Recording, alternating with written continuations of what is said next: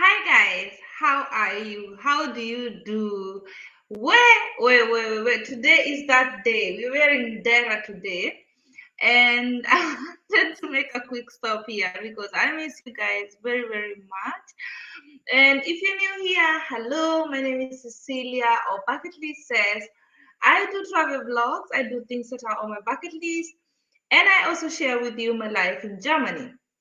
But guys, the last few weeks, for the last, I think, 2.5, almost 3 weeks, I was in Kenya, and I went for a vacation because I was tired. I had been working, and I needed to play a little. So I went to Kenya for a few weeks, and I came back yesterday.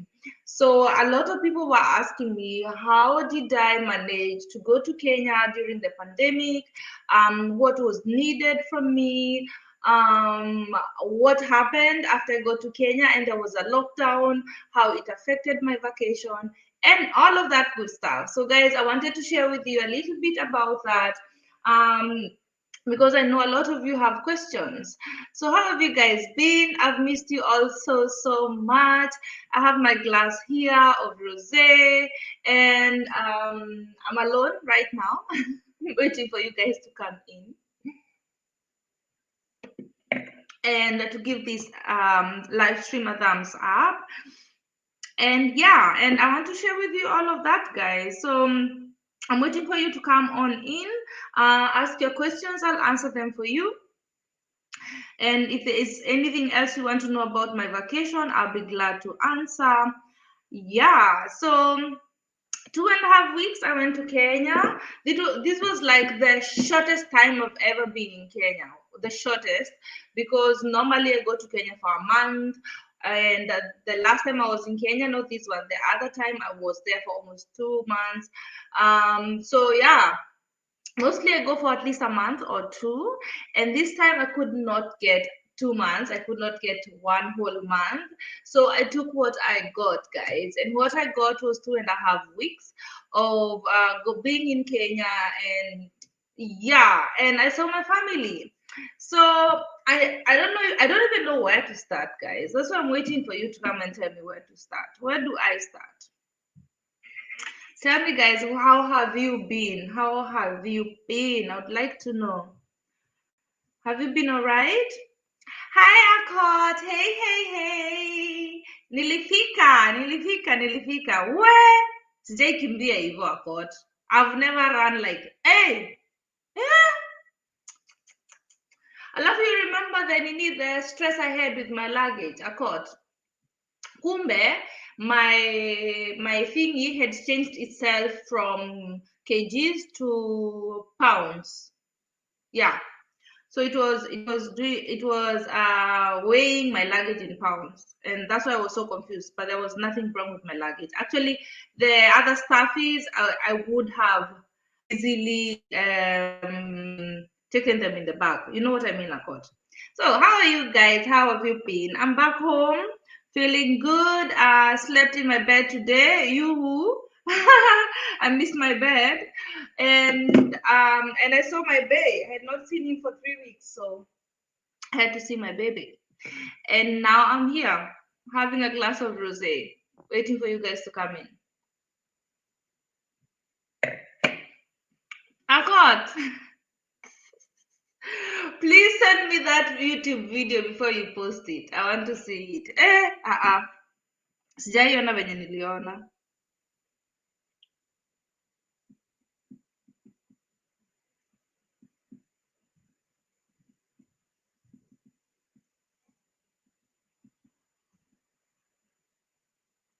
So, okay, I was just posting on IG.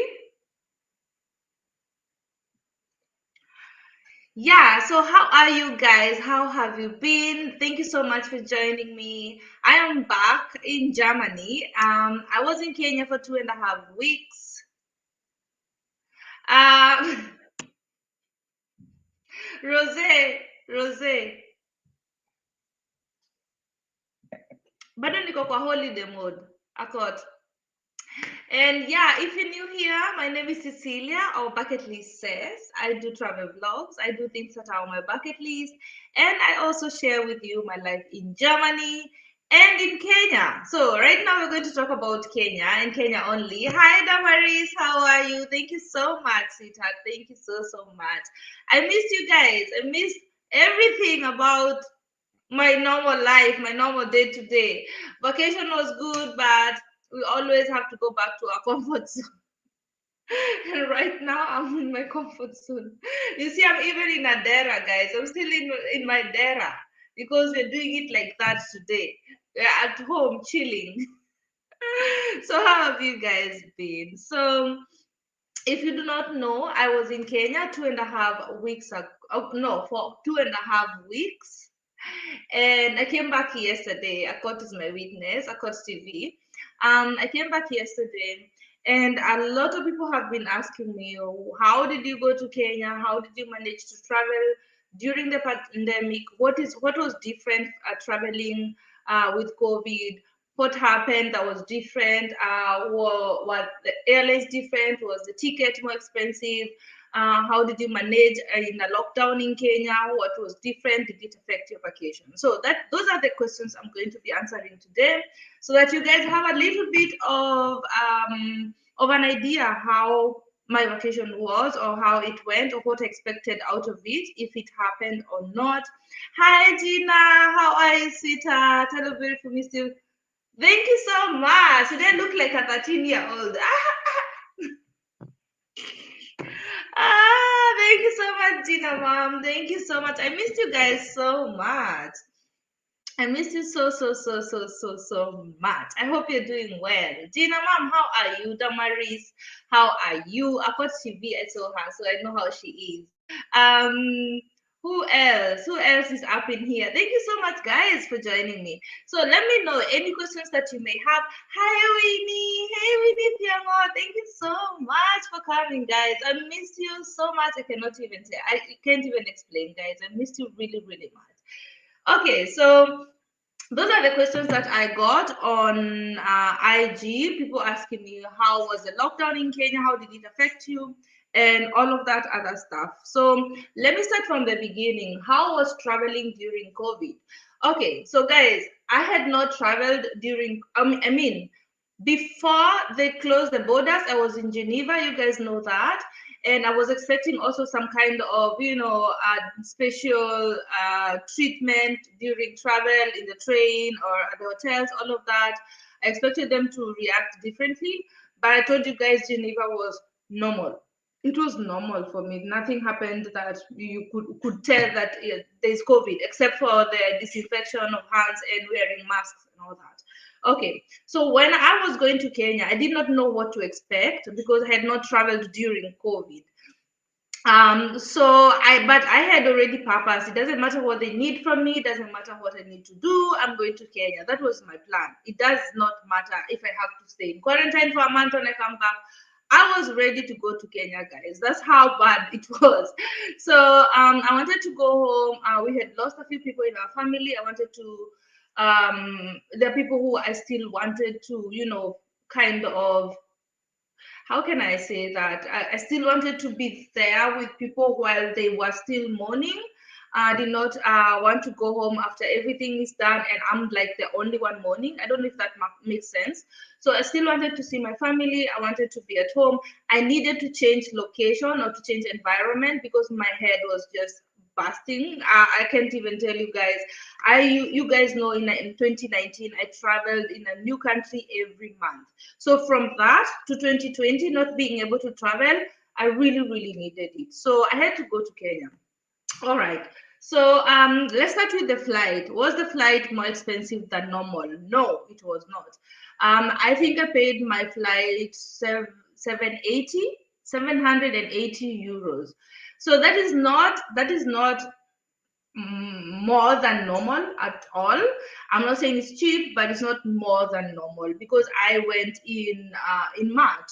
So in January and February, you find flights for even 450 euros, 550, 600. there for from 450 to 600 euros. That's where you find a flight in January or February because it's low season. After March, it starts picking up, and so you expect to pay at least 700, 750, 780. So 780 was not a lot for March. It's exactly what we pay on March, even before COVID. So my flight was okay. It was the same price as normal. I flew from Frankfurt to Doha. I took Qatar Airways, so it was Frankfurt, Doha, Doha, Nairobi. If you guys watched that video, I showed you the whole trip to Kenya, and you can see where I'm stopping and all that. So Frankfurt, Doha, Doha, Nairobi. So the biggest difference that was there while traveling was that you needed, of course, to have a valid or a valid PTR test, PTR test, to just, of course, confirm that you don't have COVID. And you also have to make sure that it is within 96 hours of you entering Kenya. So that means if you get tested today and the results come tomorrow, from that minute the results are out, you have 96 hours to have entered the country. So that means you have to plan it so well that when you get your COVID test results, you fly that evening or you fly the morning after, not later than that at all, because it is very risky, especially if you're taking a flight that you have to connect somewhere else. Like I was connecting in Doha, and then you have to wait in Doha for 2 hours, and then so by the time you get to Nairobi, it's already 96 hours if your flight took longer. So you definitely have to make sure that you calculate that well. At least Kenya is 96 hours. Other countries are 48 or 72. Yeah. So 96 is okay for Kenya. I did my test here in Karlsruhe. People ask me where they should do their test. Just look for HNO Arzt, the one for the Hals, throat and nose doctor, and they're going to do it. Or you can just Google COVID test clinic, and they will show you the facilities near you that are doing that.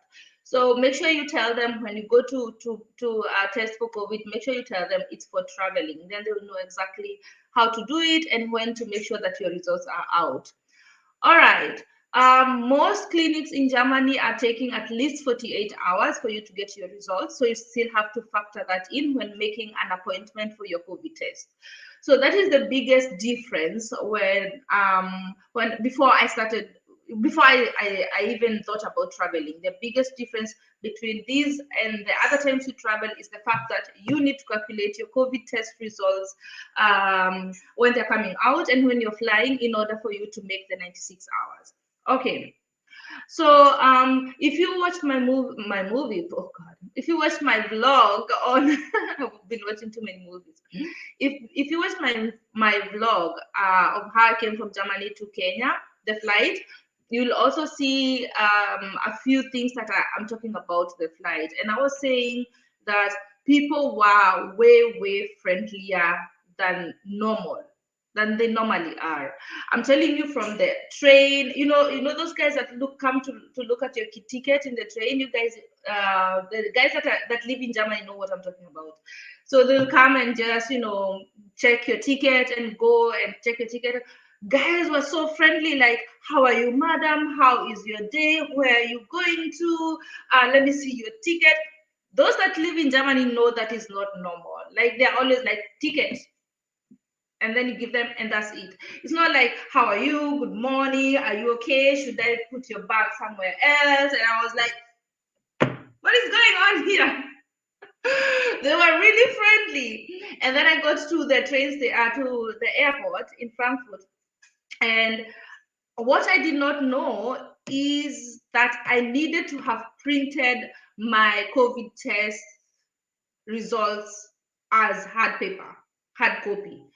I did not know that, because mostly when I travel, I download everything I need to download. I have everything PDF in PDF, or PDF in German, PDF form. So it is always on my phone. If I need to screenshot it, I screenshot it and download it and all of that stuff. And then I'll show you my phone. And it has always worked for the longest time possible. So I did not even come to the idea of printing it out, because even my flight, my boarding pass, because I had already checked checked in online. Everything I needed to fly was on my phone. So everything else I did not need to print, so I did not think of also printing my COVID test results. And I got to the airport and they told me, no, we want a hard copy of your COVID test results. And I told them, okay, I did not know, you guys should write it somewhere. I know it was maybe my fault, but that's how I was working with them. And they were like, okay, then just send me to this email and then I'll print it for you. So what I'm trying to say is, even the things I was supposed to do that I did not do, airlines were very understanding and very nice and helping me out and send me to my email and then I'll print it out, no problem. And I was like, why did they treat us like this before? Why did they have to wait until COVID was here? COVID hit everybody so hard for them to be friendlier to us. Guys, let me tell you something else I discovered. The food in the airlines is much better. Can you even believe that? I mean, so this means they could have made better food even then. They were just so used to us just flashing money and paying flights and travels all the time that they did not take time to really, make the services better. This year is too long for my life right now. I wanted really long braids, and right now I'm already regretting this decision. Anyway, um, so okay, that is something I realized. Like, people were very ready to help me and show me around and give me whatever I need and do this for me and do the other for me. And it got me thinking, and I am grateful. When it comes to traveling, I am grateful of the lessons that COVID has taught some hospitality industries, because the service I got everywhere I needed anything, it was just on another level. Anyway, guys, so flight was the same. Traveling, the only difference was that I needed the COVID test. I needed to print it out. At the airport, it was almost empty, very few queues, very few people around. So just moving around and keeping distance was very easy. I did not queue anywhere, guys. And you guys know how the queues are at the airport, right? You just go and go and go and go. No, I did not queue anywhere. Hi, Karawanjiko. Hey, Margarita. Thank you so much, guys, for joining in. I'm just giving you stories of how my vacation was, because a lot of people wanted to know if it was different than other times, or if I would recommend anyone to go to Kenya right now. And I will tell you in a minute if I would recommend that. Anyway, so the airlines were more different. Personal, the hospitality industry was very different, very friendly. The food at the airline was much better. You guys, I told you that every time I fly, I have to clean my table, the table in front of me at the plane, because that used to be it used to be the dirtiest place on the plane. Can you even believe that? And it is where you put your food and where you put your book and read and all that. So I taught myself a very long time ago, after I discovered that research, that I would always disinfect my table. And I did that on my vlog also, if you guys saw that. But let me tell you guys, I discovered that they have become cleaner. Can you imagine? Cleaner, friendlier, the food is better. Hi, baby. The food is better. Everything is kind of better. And I was like, okay, now I see why the difference is coming in. All right, so got to Kenya. I got there very early in the morning, and I wanted to go to hey, Shad, that's good. Okay. Yeah. Okay. So guys, sorry, that's my boyfriend. I like your top, looks good on you. Thank you so much, Carol. Imagine it's Dera. Ni Dera. Nikonyesha Dera. Ni Dera. I can't. Siwezi kuonyesha. Pole. So I got to Kenya very early in the morning, guys. And how are you? Margarita sagt hi. It's very busy right now. Yeah, so guys, go to Kenya, and let me tell you first of all, guys. So I got to Kenya very, very early in the morning, right? And it was too early in the morning, first of all. I could not go anywhere else. Second of all, I was tired because I came from a night shift and direct to the airport. So I was really, really tired. And then, guys, my hair was so bad, my nails were so bad, my everything was just bad, bad, bad, bad, bad, bad. And so I decided when I got to Kenya, I went all the way to a hotel in Westlands. It's called EB Styles Hotel. I have a video of it. I'll show you guys this week. I went to EB Styles Hotel in Westlands, left my luggage and everything, and I went to the salon directly. And the salon I went to was Pampered. You guys know Pampered. You guys know Pampered, right? Pampered. So I went to Pampered and I got my hair done like immediately because it was bad, bad, bad. And then I got my nails done. Not these ones, I had others. I'll show you. Also, I have a vlog of that one. Schatz, ich finde die Kabel dafür nicht. Für Laptop. So guys, it was Asus. Super. Danke schön. Wegen hier, okay. 1 minute, guys.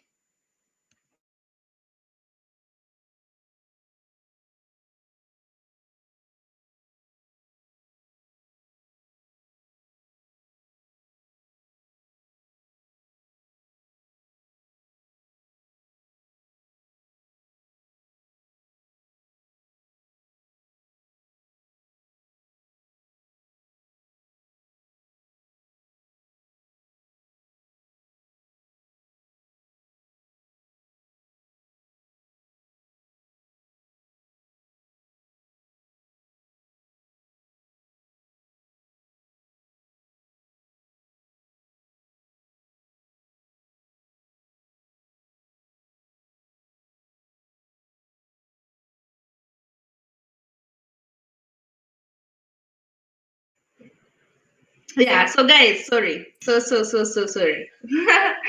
Okay. So where were we? Hey Layla, hi. Guys, I miss you so much. I'm so glad you're here. Glad to see all of you joining, and I'm getting back into being me again. Let me tell you guys, the thing that made me really, I felt so off balance in Kenya. I cannot even explain. And you guys know I love my country so much. You guys know I love going to Kenya so much. I could go every other week if it was possible, but I've never felt so out. I've never felt so out of balance, out of place. I was so confused. I did not know where to go, what to do. Anyway, that's coming in a minute. Finally got you online. I'm here, Leila. I'm here. I'm so sorry. Vacation Manenos was the I'm back, guys. So, on the plane, everything was good. I got here. Okay, I'm now at the EB Styles Hotel. So I got there, I went to EB Styles Hotel, left my luggage and went to the salon, and I got everything done. Everything, because I felt so, guys, leaving Germany, nothing was open. The salon were not open. You could not make your nails, you could not do your pedis, you could not do anything. So I just really felt like I couldn't enjoy my holiday until I got like everything done. So I went first for a whole body kind of a thing. Got not whole body anyway, but it was just hair. I did hair, I did nails, I did pedi, and I got my makeup done. Just to start off the vacation. I really needed it. So it was like a spa kind of a moment. And that is what I did first, guys. I have a video of that. I will show you immediately. Not immediately. That's going to be the first video tomorrow evening. Expect that video. Yeah. So, hey, Queen Atieno, Karibu back. Just so the announcement on IG. Thank you so much for joining us. We're talking about Kenya and the vacation that was. I came yesterday, and a lot of you had a lot of questions on IG, on my DMs.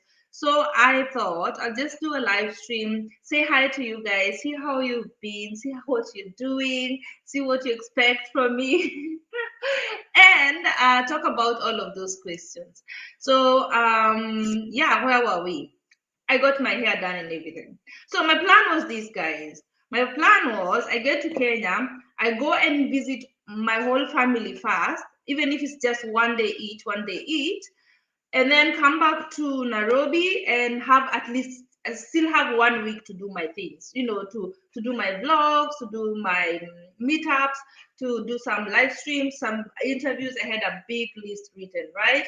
Okay, but I thought because I only had 2.5 weeks, if I started with Nairobi and seeing friends and all that, time would be so short for me to see family, and that would not have served its purpose. Also, you guys know what I mean. So because I really wanted to see family, um, so I started with Nakuru, if you guys saw that. So I went, first of all, after doing my hair and everything else, I went to Nakuru because that's where my dad is.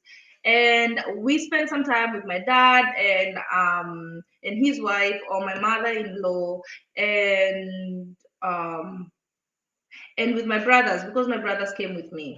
So we're in Nakuru now, just having a great time. My brothers, my dad, and everyone. And we kept like adding one more day, and we're like, okay, let's do one more day. Like we had not had enough of just spending some time together with our dad also. So we extended one a few more days. So those days I'm still in Nakuru. Problem with Nakuru was that the lockdown was not here there yet, but Nakuru was also very, very different. Nothing was really happening. The people that I knew, I could only see one person. Um, and everybody else was kind of not there, cannot come, or something was very, very weird in Nakuru also. So we tried going out. The problem with that is, of course, after, was it 9? At 9, all the clubs were closed at 9. So wherever you go, sit down or talk or anything, your dad's wife is your stepmom, not mother-in-law. Did I say mother-in-law? I'm so sorry. I mean stepmom. I'm so sorry. I'm so sorry. Maybe it's like Rose. Yeah, my stepmom. Yeah. Yeah, so that was Nakuru, and Nakuru was kind of weird. I wanted to have to go and have drinks. I think I did a live stream of that, just having drinks.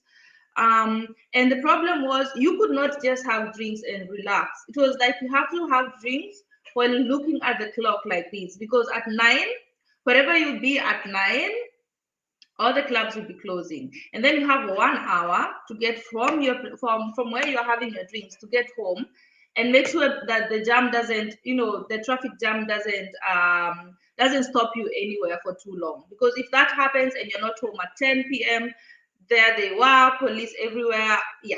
So I wasn't going to get myself arrested in Nakuru for drinks. Wasn't going to do that. So I was a very good girl, and even at 8 something, I could. If it's already 7, we're not having drinks already, because I already have.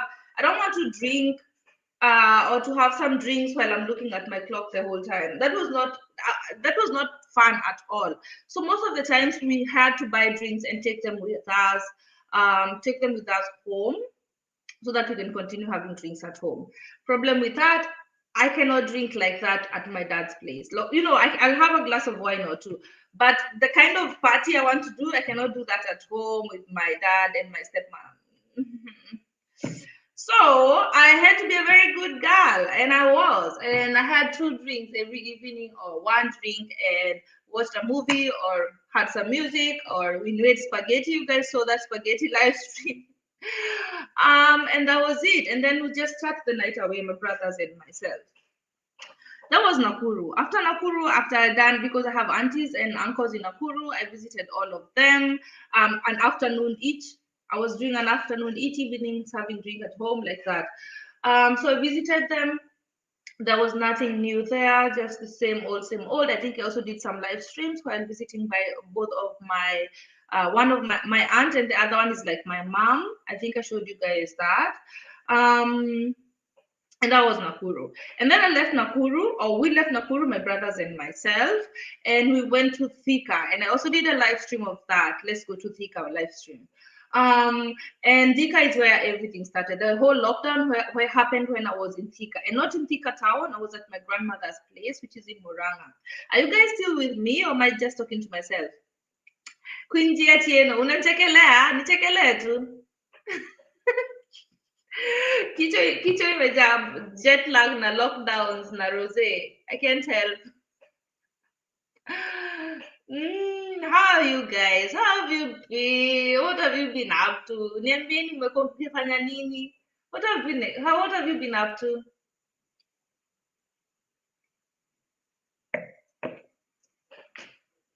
So, back to our story. So we went to Thika, and that is where actually both of my brothers live. They're both in Thika, and not in Thika town. It's called Kandara, in Ushago. It's called Kandara. So they're both in Kandara. So we went to Kandara, all of us. And that is where also the other grandmother lives also. The one that I'm named after, Grandma Cecilia. So we went to Karo nasikiza kwa makini na notes. So now we're in Kandara, right?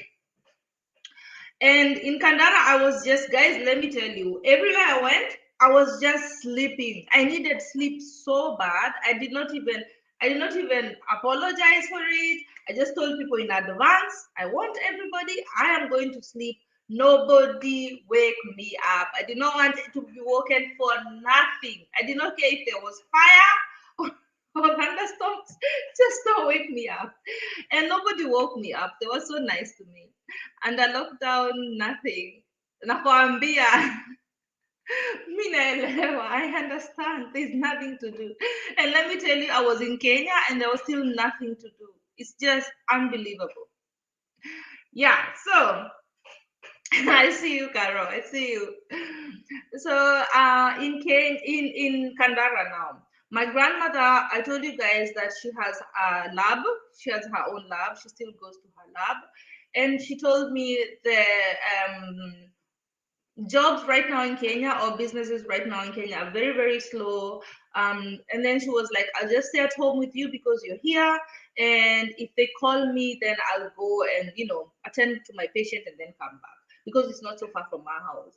Guys, in those 3 or 4 days that I was there, I think she was called once. Like, business is very, very bad right now in Kenya. It's really, really bad, especially for people who are maybe in hospitality, when it comes to hotels and hotels, airlines, and safari and tour guides and all of that has to do with travel.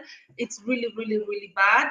And then some businesses are just like my grandmother has a lab. You'd think because it's something that is essential that people would come, or people would still need to come to the clinic, but people are saving their money. People would rather die with their diarrhea at home than go to the hospital because people need the money, guys.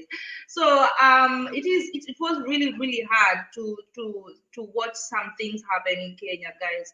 Okay, let me not go that deep yet. So we are in Kandara, and I told people not to wake me up. I slept I was waking up at 11 every single day. I really, really needed it. And then the rest of the day, I'll just take it easy, very, very easy. I was not that chick to come and visit you and then be washing and cleaning and scrubbing and no, I did not do any of that this time, guys. I was on holiday, like on a real holiday. So I told people that in advance. I would, do other things, but don't expect me to have cooked for your kids before you come in the evening because I'm staying with you. Guys, I'm that bad of a guest. Like, I'm very honest with you. I am not that kind of a person. I'm not pretend to be. If something was there or something is happening or you really need to run somewhere, I'll look after your kid, of course. But because you want me to come and visit you, I'm not going to be the one who is going to clean everything before you come from work. Mm-mm. So I really took my time and I relaxed, guys. And I slept and I ate well. Whatever I missed, that's what I got. So what was different with that is mostly when I go to Kenya, I look for a place because I really don't like staying with relatives. That's the truth. They are my parents or they're my grandparents, they are my cousins, they're my I'm really not I'm really not always looking forward to staying at other people's places, because I hate the fact that I have to filter things, or I have to be careful of my movements and my actions too much. That really doesn't feel like a holiday for me. So I always try to avoid staying at people's places when I go to Kenya. I'll find a place, I'll find an Airbnb or a hotel. I will stay there. I'll come and visit you during the day. I'll come back in the evening. That has always been how I wanted to do things. Maybe my grandfather, my grandmother. I'll only visit my grandmother or my father and maybe spend a night. Also not so long. And then the other times, let's go somewhere. Let's go to coast. Let's do something together. Let's do stuff together. But just staying at one place, at someone's place for 3 days, was something very new to me also this time. Anyway, it was good for me because I got to spend most time with family, something that we don't do we don't do normally. We don't like sit down for 3 days and just talk about things with one person when I'm on holiday. It's almost always impossible, because we're always in groups, like all my brothers and cousins, and we're always in groups. So it was different for me that I could spend time only myself and my grandmother, or just myself and my cousin, and it was so good. It was such quality time, and we got to catch up, and we got to go deep into conversations we've not had for a very long time. I got to learn a lot about a lot of things in the family that I never knew of, which was just, very, very exciting. Yeah, so I got to know a lot about my family and where they are right now, because on the phone you'll never get the whole story. So that was good. Also, I was alone this time. My boyfriend did not come with me. Everything, by the time I came from Kandara, everything, normally when I come from my family, that's when I go to my Airbnb and just make sure I just stay there and then just visit, cousins and uncles and friends in Nairobi. So this time I did not take an Airbnb. Reason being, um, there was a lockdown. And with a lockdown, that meant all the bars, all the clubs, all the restaurants, all the fun places, theater, parks. I mean, most of the things where people would meet, or where I would meet my friends or my family or my cousins, everything was closed, guys. Everything was closed. So I was like, why do I need an apartment just to stay there and sleep and be alone over my holiday? That is why this time I went and stayed with family, and it was such an amazing time. I really, really enjoyed it.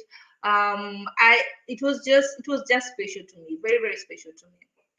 So let me go a few steps behind. So now I'm in Kandara. I've just spent time with my grandmother and everything. So I have two grandmothers, and they're like 1 hour apart. And Thika is the next town that they share. So Thika is here, my grandmother is here, and the other grandmother is here. Do you see that? Yeah. So I decided I wanted to go and see this other grandmother, because I've heard there's a lockdown on Monday. That is what I had.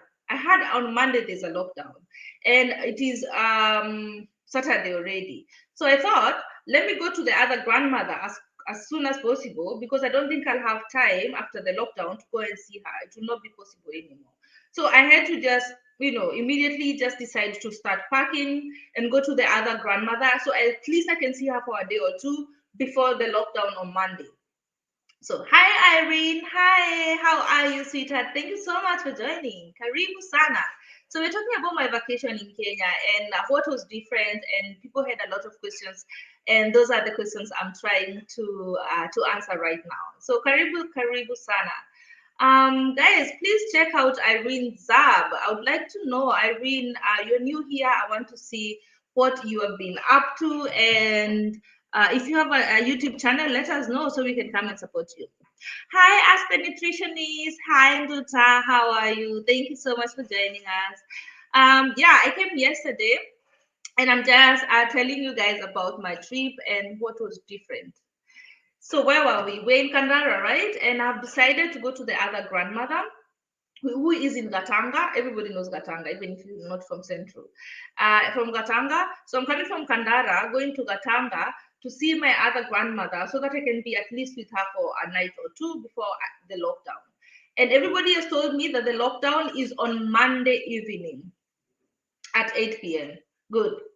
So I went with my brothers to the other grandmother. I told you it's only 1 hour away. They took me from one grandmother, took me to the other grandmother, and they left me there. And then they went back to the other grandmother because that's where they live. Not with my grandmother, but very near my grandmother. Okay. So they left me with the other grandmother. Have a channel, please visit me. I'm here following the story. We will definitely do that, Irene Zab. We will definitely come and check you out. What's noch mal aus? Nee, ich habe jetzt, mein Vater hat das Auto zurück zu Elsa und ich habe jetzt einen Schrank aufgebaut, bevor er wieder gekommen ist, wo ich fertig bin. Verstehe. Sorry guys, that's my boyfriend telling me a story. Cheers. Say hi. Scary story. Scary story? Yeah. The story that you have, yeah.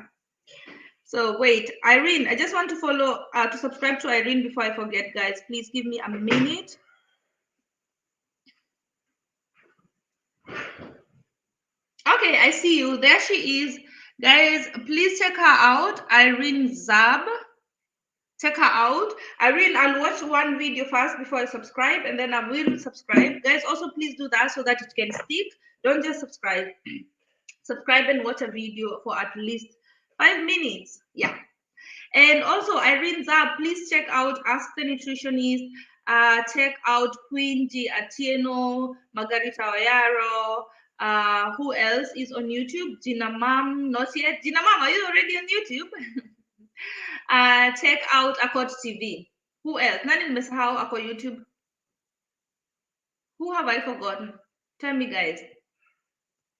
Yeah, so guys, I went to Gatanga, right? From Kandara, I went to Gatanga, and my brothers left me there to spend time with my grandmother. My grandmother is 91 now. Oh my God. And she still looks great, guys. Like, she inspires me so much. And I had a lovely time with my grandmother. The thing is, I only spent a night there. And then the following day, which was a Sunday, just woke up lazily. I'm telling you guys, I'm waking up at 11, right? So woke up lazily at 11, had breakfast, you know, had some fruits, just having a great time sitting on grass and, you know, the village life, enjoying it. And then someone just speaks out and says, the lockdown is tonight, not tomorrow. It's tonight, Sunday at 8 p.m. That means by 8 p.m., I need to have reached the point where the roadblock would be, you know, would be set for them to lock the borders. Do you guys know what I mean? Am I talking in? I don't even understand myself right now.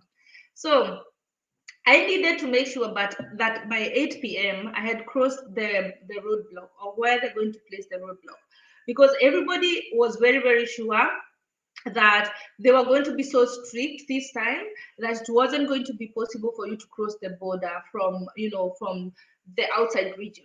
So what am I talking about? I'm talking about these guys. So the government said that they were having like two zones. There would be a hot zone and the outer side of the zone, which is disease free, or very few people, or very few cases are on the outside region. So they closed 5 counties. They closed Nairobi, Kiambu, Machakos, Kajiado, and Machakos, Nairobi, Kiambu, definitely, because that's where Thika is. Nairobi, Kiambu, Machakos, Kajiado, and where else? I'm forgetting one more. So they were, Nakuru, sorry, and Nakuru. So those 5 counties are next to each other. So if you look at them all, they're next to each other. They're like a circle. It's like a circle around those five counties. So those 5 counties are the hot zone, and the outside part of the zone, or the other counties, are disease free. That's what they were calling them.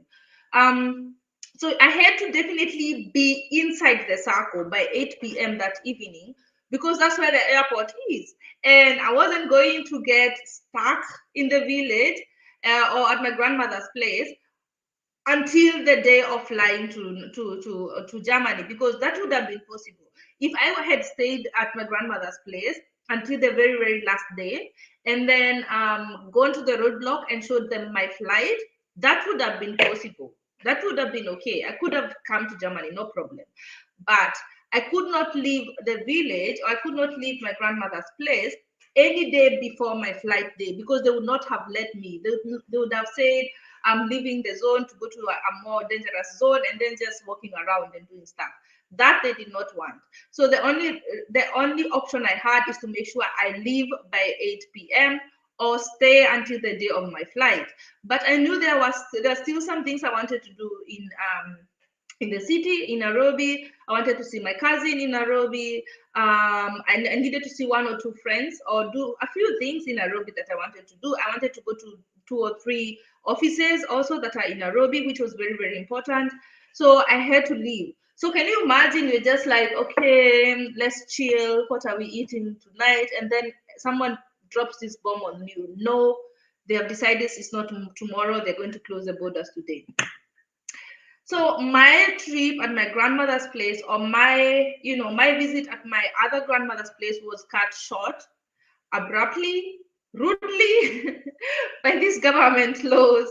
And I had to start packing. And then there are a few people I wanted to see. You know what I did, guys? I had to take a piki. And by the way, I love piki so much. So you're going to see a lot of piki on my vlogs. I love piki rides. I do not mind them, especially in the village where there are mountains. And it is just a lot of fun.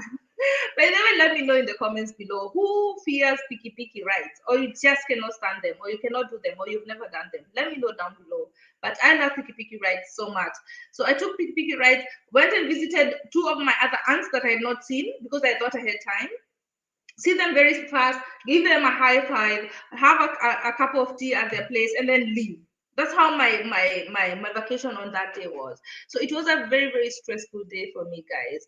And then told my grandmother goodbye, packed my small bag, and left for Thika. Because the idea was I definitely had to be in Thika before 8 p.m. Like I've told you guys. Because if you've been to Thika, the hotel that's called Blue Post Hotel, that's where the roadblock was going to be, or that's where it is right now, as when I left. And that is where they always there were GSU there, police. It was a big thing. They even had tear gas and water, everything that they needed to make sure that the masses were kept on this side. It looked like a war when I was passing there. They were preparing a whole thing that looked like they were going for a war. It was not a joke at all. I fear them, but it's forced to use them at times. Yeah, I don't fear them. I love piki so much. I have so much fun. Where is Zaddy?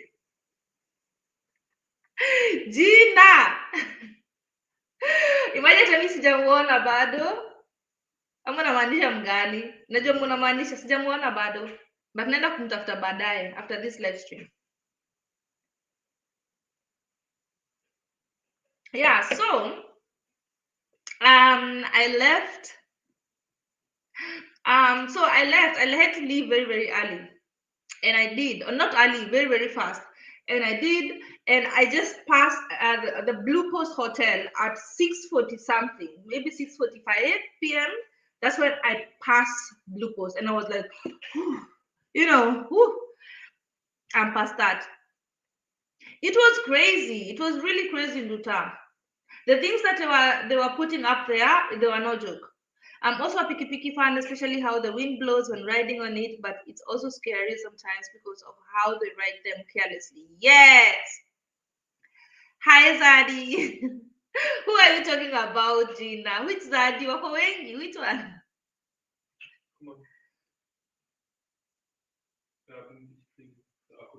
Nah, oh man. Yeah, so I left the village. I was so sad, guys. Like that's not what I wanted. I wanted to have I wanted to take like 2 nice vlogs from the village and show you the village kind of, lifestyle and from morning to evening. Guys, that was not possible. When then? Because I had to run around just to see people and make sure I'm on that vehicle going to Thika that day. And you guys know the village. It's not like everywhere where you find a means of transport, because my brother was supposed to come and pick me up on Monday so that he can take me to Thika. And now he is still in the other side of the village, and I'm just finding out I need to be going in 2 or 3 hours. So it was very, very hectic for me, guys. Anyway, I got to Thika. My cousin lives in Thika. And I think I also did a live stream at his place where my niece was. If you guys have watched that vlog, that live stream, yeah. And yeah, so guys, that is what happened. I was in Thika in the evening, spent some time there, and avoided the whole lockdown thing or the whole roadblock thing. Because guys, I knew this. If I were to wait until the last minute, or if I thought, because people were telling me this, don't worry. When you are in the village and you want to come to Thika, or you want to go to Nairobi, you can still, talk to these guys. Talk to these guys. Kenyans, you know what I mean. You can still talk to those guys and they'll let you pass. The problem is this, guys. If you find someone who is very, very stubborn and they don't let you pass and you miss your flight, that's why it gets serious. So I wasn't going to wait until I had to do that, first of all. Second of all, I hate giving anybody my money if I'm not buying anything. So I need to be buying a service or I need to be buying a product. I'm not just giving you my money like that. If it's not charity or offering in the church, or I'm just not helping out someone, I don't give my money to the police. I do not. And I always tell guys this: if I'm caught with you by the police, just know it's going to get really bad, because I'm not those chicks who's just giving them money without any questions. So I knew that I did not want to give them any money. So I had to really leave fast and be in Thika by 8 p.m. I made it. I stayed in Thika for a few days. I made this hair in Thika also. And still, you know, TKK is paying hata kidogo. If you see me TKKing, just know it is really serious. Or I think, or I'm at the verge of going to jail for 20 years. That is the only reason. I'm paying them for nothing. I just don't like them. I don't know what's wrong with me. TKK.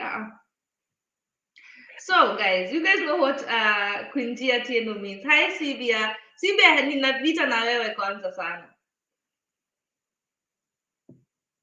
Nina vita na wewe. Yeah, so guys, in Thika I just spent a few days, and this started just getting on my nerves in Thika, because in Thika when I realized this is very serious. Guys, there was nothing open. No, things were open, but there was nothing or nowhere that you could sit down. Nowhere. That meant if you wanted to have drinks, go to the liquor store. Don't you dare open one bottle there or open one can there, because they will say that you are sitting down to drink, even if it's just a liquor store. You are not supposed to open anything there. If they sell you like chips or fries, if they're selling you, Nikona Vita na SCB, I'll tell you why.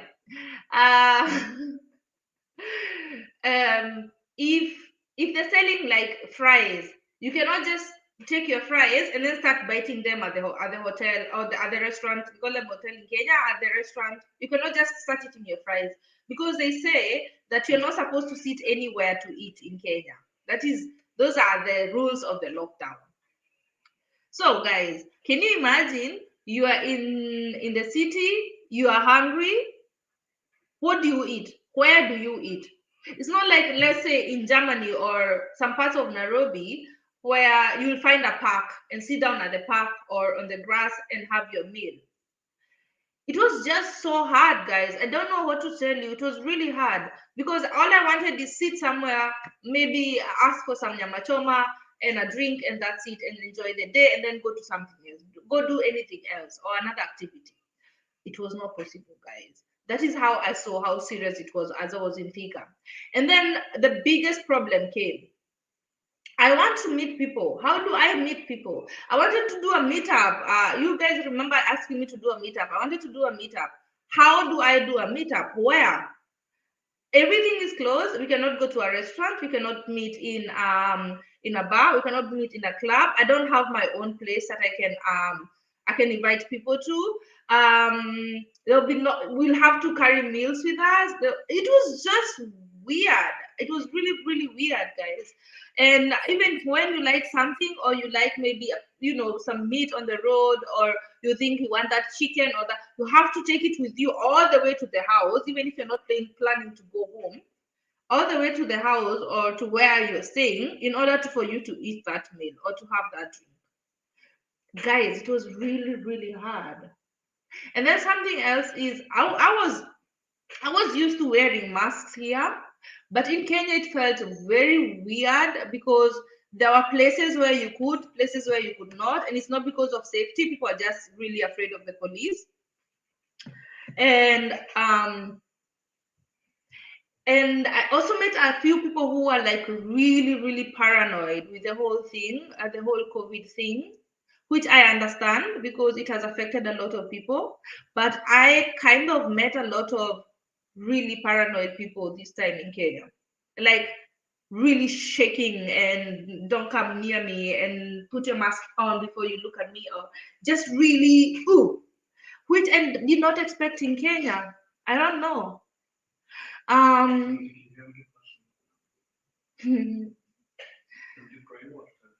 yeah. I mean, let me say this. You have, of course, to decide for yourself because everybody knows that everybody has a different opinion to the whole thing, which is okay. But I can tell you guys, worrying and depressing about it that much is not going to help at all. Because there are people who are like really, really depressed about the topic, or really just freaking out. Yes, people. There were a lot of people who were just freaking out about the disease, and I understand it's not a laughing joke. I'm not saying it's a laughing joke. I'm not saying don't take it seriously. That's not what I'm saying.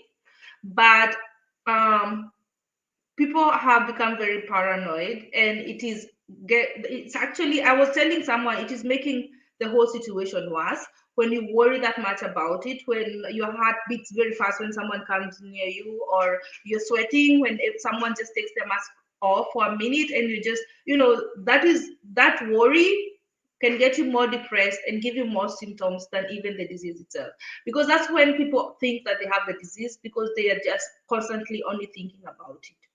So I'm not a psychiatrist. I cannot help anyone in that way. If you need help, please, there are a lot of people in Kenya who are offering free guidance and counseling. If you find yourself in that position where you're just like, this is too much, I can't take anymore, please talk to someone. Because I met more people than you guys can imagine. Anyway, so I was in Thika. I spent some time in Thika with my cousin, my nephew, and my niece. Um, and there wasn't much to do. I will not lie to you guys. I did not know what to do. At some point, I was just ready to come back to Germany. And that is not me. Normally, that's not me. Anyone who knows me, every time I go to Kenya, I end up adding 3 more days, 1 more week. I never come exactly on the time when I was supposed to come back. And that's why I always book a flexible ticket, because it always so happens that I always want to extend my stay. But this time, I was there for the shortest vacation I've ever had, 2.5 weeks, and I was done. I was done. Like, there was nothing to do in Kenya. You could not meet people. And then let me tell you guys something else. It was the hardest time to vlog in Kenya. I know it has never been easy to vlog in Nairobi, especially in Nairobi. They are always, following you around and telling you you're not supposed to. I'm used to that in Nairobi. But in the village, In the smallest shopping center in the village, people were very like, why are you filming us? Who are you? Where are you from? Why are you taking this video? That people were just asking so many questions and were very, very fearful that maybe you are from the government, or you're looking for mistakes, or you're looking to blame someone for something.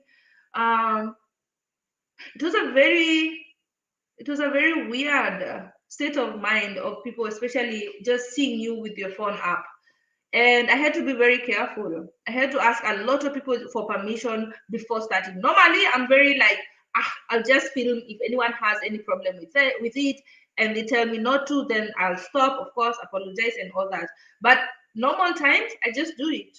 I just do it because vlogging has never been easy. You just sometimes you just have to do it, and then when editing, you know where to edit and where to take people off. If someone's face was really at your back, you can blur it a little bit, or edit it to where the face is gone. So of course you have to make sure that you don't show people who don't want to be seen on your vlogs, and you can do that while editing. So normally I just take my vlogs and then edit them later. But this time you just take your phone like this, and everybody's like, ya wapi, ya nini, unataka kufanya nini na hiyo video, where are you taking it? And you tell people it's for YouTube. Which name is it? Let me check your YouTube first. They made everything very, very hard this time because everybody's fearful that something is going on, something is being done, and people have like a lot of fear right now. They're trying to be very, very, very careful. You cannot just take a video of something without someone asking a question. Someone even followed me around Thika, just making sure that that video is not going to the government, or it's not someone who wants to see the video. So it was really hard for me, guys. Vlogging was not easy for me. I did it, but it's not the way I wanted to do it. The places I wanted to take my vlogs were either closed or I wasn't allowed to. It was just hard. It was hard, guys. So at some point, I realized this is not going to be a normal vacation. There is nothing that I've planned that I'm going to be able to do. One of the biggest reasons I wanted to go to Kenya is because I needed to go to Diani. And it was not for vacation, it was very important. I needed to go to Diani, very important. And I had planned it for the last week of my vacation. When I would be in Nairobi, I would fly to Diani, do the things I needed to do, and then spend the night. The following morning, I was to come to Nairobi, finish up with Nairobi, and fly back to Germany. That was my plan. So it so happened that Mombasa and the coastal region was outside my zone. So I had a choice. Do I want to be caught outside the zone and then go to Diani and do things that I wanted to do and maybe not be able to go to Nairobi? Or do I stay in Nairobi and make sure I fly back to Germany? That was my biggest dilemma. And I had to stay in Nairobi. Because, guys, I did not know what the government had planned. I did not know what the rules were going, where they were going, where law was taking everything, if they're going to change their mind after 3 days and lock every county by itself down. I could not tell that. So I just wanted to be as near to the airport as possible. That even if they decide tonight we're locking every county down, there will be no international flights. I'll be near the airport. I could take the next cab or the next Uber to the airport and be gone. So I could not risk being so far away from the airport during the lockdown. So I had to take my list, had to just start canceling things, making calls and canceling things. Because I could not go to Diani. I could not meet people that I wanted to meet. I could not go out. I could not do my interviews because if you want to meet someone, make sure you meet them before 6. Because if you're meeting them after 6 p.m., and you want to do something together, like a video or a vlog or a meeting or something like that, you have to make sure that you are not at the traffic jam on your way back, because you should be at home at 8 p.m. That was the lockdown. Lockdown for 8 p.m. in Kenya, what is that? That is where the traffic jam is just, a mess in Nairobi. And you're supposed to be outside the city. Like you're supposed to be very near your home by 8 p.m. or at home by 8 p.m. So it kind of, that's why I was saying in the beginning of this video, I had the most confused trip ever because I did not know what should I do, what should I not do. Everything was important. Going to Kenya is not something that I can do every month. And even if I wanted to go every month, I cannot go through quarantines and all of that the whole time. I cannot do tests every week or every other month in order for me to go to Kenya. So I knew it would take a few months before I go to Kenya again. That's why I wanted to do everything that I could or everything that was important during this vacation. It was hard, guys. It was really hard. And at some point, I just threw everything to the wind or caution to the wind. I just threw in the towel, realized that I'm not going to do everything or anything I wanted to do myself, bought drinks, fill the fridge with drinks, fill the fridge with all my favorite food and fruits and everything, and chilled. That's what I did because it just forced me to just stay in one space or one place and just chill, which is not a bad thing. Maybe that's what I needed because every time I go to Kenya, I do a lot. I'm just moving from one place to another. This time, I'm telling you, I was confused. I went to 7 homes and stayed at least a night or two. And that is the minimum that I do because I have a very big family and have a very, very big family. And if I come back without seeing one person, I'll make someone mad or someone will feel like I don't miss them, or I'll miss them too. Just want to see them. So I find myself, especially if let's say I'm in Nakuru and I have 4 aunties in Nakuru. If I go to Nakuru and just see one, and I'm already in Nakuru, the others are like how, you know? So I just have to end up going to all of them. And this time, normally, sometimes I just ask all my family to come and see me at my grandmother's place. And then we maybe, chinja and buzi, like slaughter goat and eat all of us and spend the whole weekend together because that is easier that way for me because I can see everybody at once in one weekend. But this time, nobody was willing to go anywhere because nobody knows what will happen, how the government will make changes and all that. So people are just not, they were not so eager to leave their homes, which I can totally understand. So yeah, me too. Once I'm on holiday, I don't do anything, just lazy around. Yes, that's how it should be done. Once on holiday, just chill. Don't stress yourself. I also don't like that guilt where, especially for women, when you visit relatives, they think because you're a woman, you're supposed to wake up and start doing things. You cannot guilt trip me to doing that. If I'm on holiday, I'm on holiday. I'm just going to chill. Um, Everything is tricky somehow. Yes, Cbia, everything is really tricky right now. And the energy is even trickier. The energy in Kenya right now, it was hard for me, guys. I don't know. Maybe I was naive, but I kind of expected it to be a little bit easy in Kenya because it's Kenya, right? We are Kenyans, we take things easy. Pole pole, hakuna matata. And I was surprised. There's a lot of matata right now in Kenya.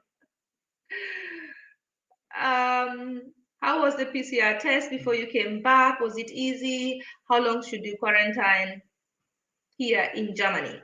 5 days. Carol, 5 days is the minimum time you're supposed to quarantine. Yeah. Okay, so let me ask the nutritionist story. Question, Luta.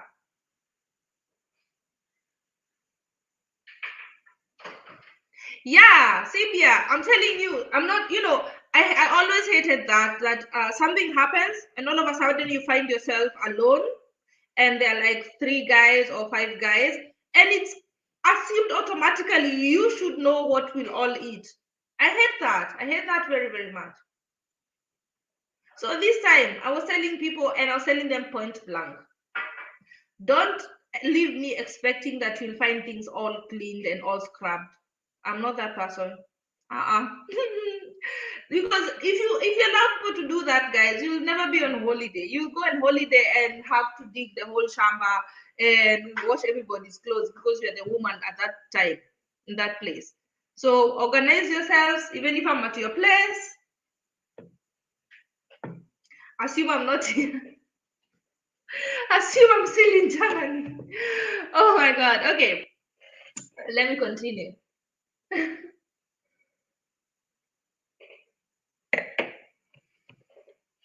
So I'm in Nairobi and I was very near the airport and I decided I was just going to chill. I gave up on doing anything, meeting anyone. I did not know how, who, what. And I was tired of getting confused on how to do my things. So I continued just chilling and canceled a lot of interviews, canceled a lot of things. I did not know even if I was to meet someone where. I didn't want to invite people in a place that's not mine. Anyway, so let me answer Luta's question. How was the P? Okay, guys, the COVID test in Germany is done only at the back of your throat through the mouth, right? Like at the back there, and it took 3 minutes. I was in and out of the hospital 3 minutes. In Nairobi, guys, I went to Amref Hospital. It is owned by the Red Cross, and yeah, and there was first of all the queue of the century. Okay, that is nothing new in Kenyan hospitals, but somehow I thought it was going to. I called a few people who directed me to Amref. They told me first of all, Amref is going to be cheaper than other hospitals because in Amref you are paying 5,700 for the test, and in places like Aga Khan and Mata you're paying like 10K. So something else also, they said that you are going to take a shorter period of time in Amref than other places. So I went to Amref, Langata Road, and there was like the biggest queue you could ever think of. Like I said, the test was 5,700. If you're in Germany, that is like around 57 to, no, let's say 50, 55 euros, because right now the rate is 1 to 128. Yeah, so anyway, guys, the test in Nairobi was very different. They're doing it through your nose and through your mouth. And through the nose, I don't want to scare anybody. If you want to do your test, go ahead and do it. But it's very different to how they're doing it in Kenya, in Germany. Hata ungeenda Nairobi West Hospital. Yeah, I should have. But I asked two people and they directed me to Amref, and then I was just done with the research. I just went to Amref. Yeah. Anyway, so they took one through the nose, which I had to take out first and then let them go in again because it was just new. The best thing about the PCR test in Kenya is they take it right now. They took mine at around 3 p.m. because I'd been there for 3 hours. They took it at around 3 p.m. and in the evening or at night around 12 or 1 p.m. I had my results. How good is that? They took less than 12 hours to give me my results back. That's good, right? So that was very good for Kenya because that means you can get your test today and in the evening or tomorrow morning you can fly. I loved that. So in Germany, I had to wait 48 hours. That's a big difference. And in Germany, I only paid 30 euros. That's another big difference, not 55. Okay. So I did my test. Yesterday is when I came back. I did my test just the day before I flew. So I did it today. It came out at 12 midnight, and I was flying tomorrow at 6 p.m. You guys know what I mean. I also didn't like the test. I made noise haki, nikasema utaniumiza. Nikasikia watu wakinicheka. Yeah, let me tell you what happened. Sibia, I did the same. I was like, no. It was just like really too deep, guys. Like, ooh, I still remember that feeling. It wasn't comfortable at all. And I had to like push her hand out because it was just she just was just going and going, and I pushed her hand out and I was like, "Do you have to do this? I think it is enough, just totally enough to do it through the throat. Like if you have the virus, it's definitely there. You don't have to go through the nose." Anyway, everybody was looking at me like I'm crazy. Um, I wanted to tell them I'm a nurse in Germany. I wanted to play that card. But then I knew they would be like, this kila mtu anajifanya nurse hapa hivi, and I was not ready for those questions, so I just let them. But I wanted to tell them you're doing it different here, and the results are good also. So I don't know why they have to put people through all that. I don't know who decided that in Kenya. I have no idea. It is an extreme sport, Nduta, no joke. It is, Carol. It is just horrible. Has anybody has the one through the nose here in Europe? Has anybody had? Did anybody go through that? Because the one that they took from me, they were through the mouth, at the back of my throat. Yeah. Anyway, so that is what happened as far as that is concerned. So let me tell you something else I noticed, guys. And forgive me if you're in Kenya, but I was just almost pissed every day at people because everybody is just too. People are fishy in Kenya, but this time they were extra fishy. Like people are just trying to get a coin there and here. I'm telling you something is 50, and before you know it, it's 70. I'm telling you can make your hair with 1500, and before I'm finished with your hair, it's 1800. Yeah, people are just trying to. Yesterday, someone tried to steal a whole thousand Kenya shillings from me. And I wish I knew their boss because I would be that snitch this time. Guys, I don't like this, but this chick was just disrespectful. Let me tell you what she did. And I have the video. I'm going to show that vlog. You did, Carol? Where was it? Because I've not had any nose test here in Germany at all.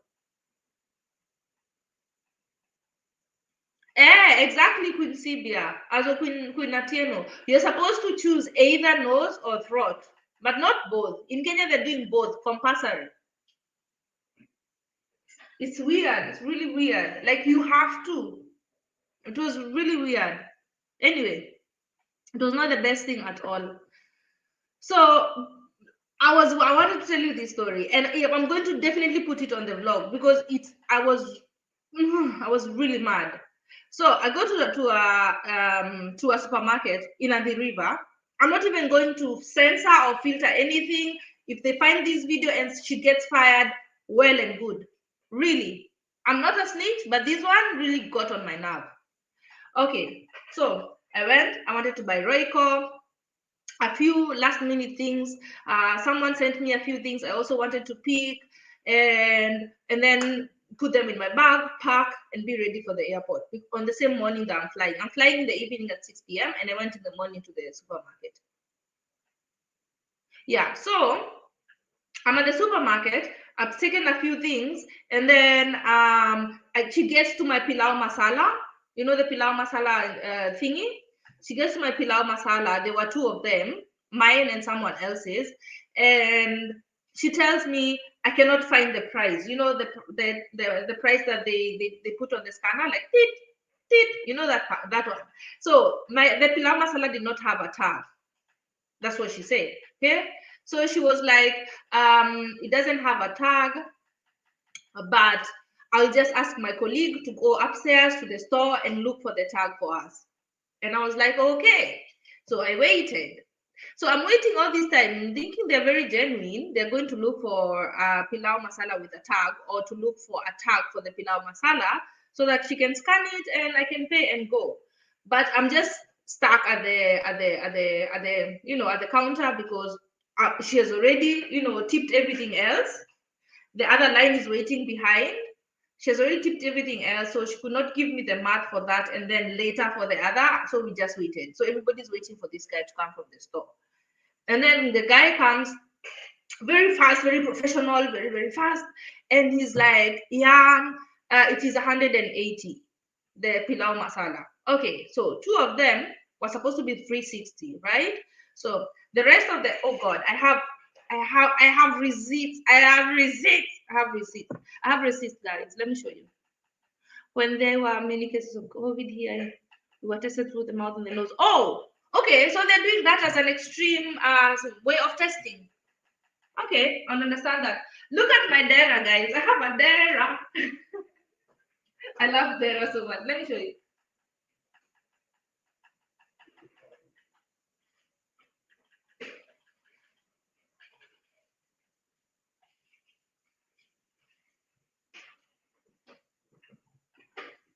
So, let me see.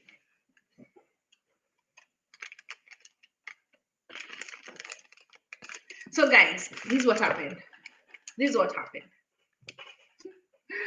So, I'm not covering anything because I'm not trying to save them. I don't care. If they fire this chick, I really don't care. I'm not trying to be mean here, but she was really disrespectful, guys. Okay, let me finish this story. So these are the things I bought, okay? And in Kunjana, these are the things I bought. Can you see the price? 35.55, okay? And you can see it's just normal things, Royco and stuff and stuff and stuff. Things that I need for here. Now it's just through the mouth. Okay, that's a super cute Dera. Thank you so much, Sibia. Can I have your Dera? I love it. I love it so much. So I bought things for 3,555. Can you see that, guys? 35.55. And this she had tipped before she went for my pilau masala. Okay. And then the pilau masala, the thingy came, and then she's trying to tell me, okay, I've already tipped this one, and the receipt is already out, so I will not need to tip the masala. I'll just give you the whole mat, and then you can pay. And I was like, okay, I don't care. I just need my masala. I need to go and pack and go. I don't know how you do things here. It is not my business. Just do your math, tell me what I need to pay, and then I'm gone.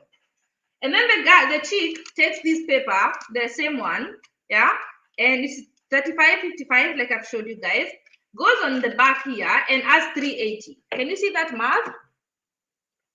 So 35.55, which is actually wrong because this is 35.50, should have been 35.55. So she does 35.50 plus 380. Can you guys see that? And then she does the math but doesn't complete it and doesn't write 3 here because this is supposed to be a 3, right? Can you guys see that? So I'm like, how does 35.50 plus 380 become these?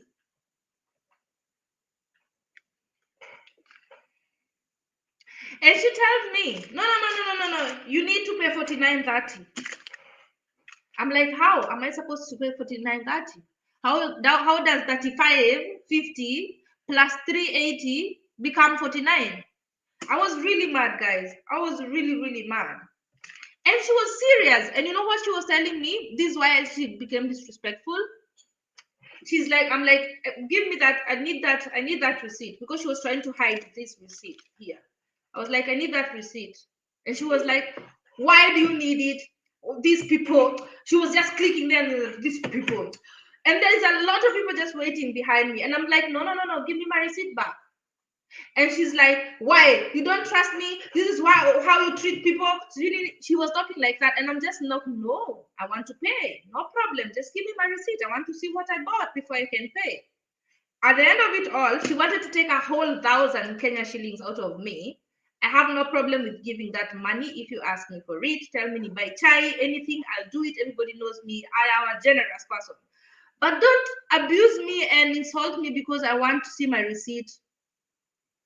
And she knew that I was going, she realized I was new, because people knew when you're new, right? She realized I was new. She realized I did not know anything around this store. I was looking for things like these. I was reading the labels 2-3 times because I'm not sure what I'm taking. Labels have changed, products have changed their covers, their brand color, everything. So sometimes you really just have to take your time shopping around the Kenyan supermarket right now. So she realized I was new, and she thought she could plan what they do with that guy from the store, so that they steal from the store 2 masalas, because those 2 masalas I paid for, they're not on this list. So she wanted to steal the 2 masalas from the supermarket, first of all, which is 380, and then do the, the math there that I will not look twice at, and then I'll just give 1,000 bob. And then at the process of it all, insult me in front of all the other customers, telling me I'm one of those chicks that don't believe people and think that everybody's there to steal. And then at the end of it all, she's really stealing. And actually, if she was nice enough, I would not have bothered looking at this. But she was just treating me a certain kind of way and being very fishy and not giving me my receipt and tipping while, turning her computer this way so that I don't know what she's tipping. And then my eyes opened up and I was like, be careful here, something is going on. And when I started being a little bit louder, because she was loud herself, and I don't have any problem retaliating the kind of energy I get. And then she was like, she clicks the biggest click I've ever had, and just went into the counter and gave me 1,000 Kenya shillings without even looking at the math again. Like, she knew exactly what she was stealing. So this is what I'm talking about, guys. It doesn't make me, okay, how do I put this? I know that people are suffering. I know that we've all been affected. I know that. And there are people who took me, like a boda guy was like, you ask him how much is it, and he tells you it's normally it's 50, but right now things are so tight. You'll have to pay 70. I'll give him 100. Like, I know people are going through a lot of things. I don't mind even giving that 1,000 shillings to someone who needs it. But just the fishiness that I saw right now in Kenya, people trying to take and scam and give you less than you wanted, or give you less service, and really tricky things. Like, it bothered my mind, because I had to be like too careful the whole time. When you're somewhere and you're just like, what is everybody's intention? You cannot relax. And that is how I felt this time. Like, people were just like trying things the whole time. People and the ones that you don't know. People are just trying stuff out to just see if you will part with some shillings, and And I don't mind when people need something. Ask for help if you do. I'll give you. I'm known for that. I'm very generous. I'll do stuff if I can. I will, but don't steal from me. I will not let that go. Don't steal from me like that, and then be disrespectful while doing it. Like I owed you anything. I just needed to buy some. Anyway, guys, I'm ranting again. How have you been? How are you guys? Giving from your heart is good. Yes. If someone tells you I'm having some people are told me I'm having a really hard time, and you can see, and they're like, let me tell you the truth. I was supposed to go to work. I cannot. I was supposed to go to an interview. I cannot. I don't have even the money for a bus. Those are things for like 500 Kenyan shillings. My God, we'll do, no problem. But when it comes to the fact that you think it's okay to steal from me because you are in a bad space, I cannot let that one go, guys. Thumbs up imefika. Nini imefika? Yeah, anyway, guys. My trip to Kenya was like that. There was nothing to do, nowhere to do it, with nobody to do it with. Everybody's very, very, very busy trying to survive this and trying to stay sane. They're not entertaining any kind of nonsense. People are not even open to just meeting and having a chit chat. Nobody has time for that. And I could hear it in other people's voices that I did not even invite people. I did not. I realized that everybody's just so busy trying to to get their stuff together, which is okay, which is definitely okay. A lot of people have lost a lot of people in Kenya. I had that feeling. In any home I went, they were either having a matanga, or they had one, or someone has just passed, which is just also saddening. Okay. Yeah. I saw it to be some Kenyans, they blame the leaders, but it's like almost everybody's is corrupt. Everyone want to. Yes, yeah, and I hated that. I hated that, Grace Favored. Thank you so much for joining us, Grace Favored. I did not notice you coming in. Karibu sana. Yeah, that is what I did not like. The fact that everybody understands that everybody's trying to milk you. And if they realize, like, I was at the salon, right? Hi, Regina. Hi, sweetheart. I'm so sorry I could not meet you, mom. I really wanted to. Yeah, a lot of people wanted to see that I could not see. I'm so glad you're here. So, guys, that is what I did not like this time. Like, people are having a hard time. It's true. There are people, a lot of people who don't even notice the difference. They're just having a good time. The life is still okay, and you could see that.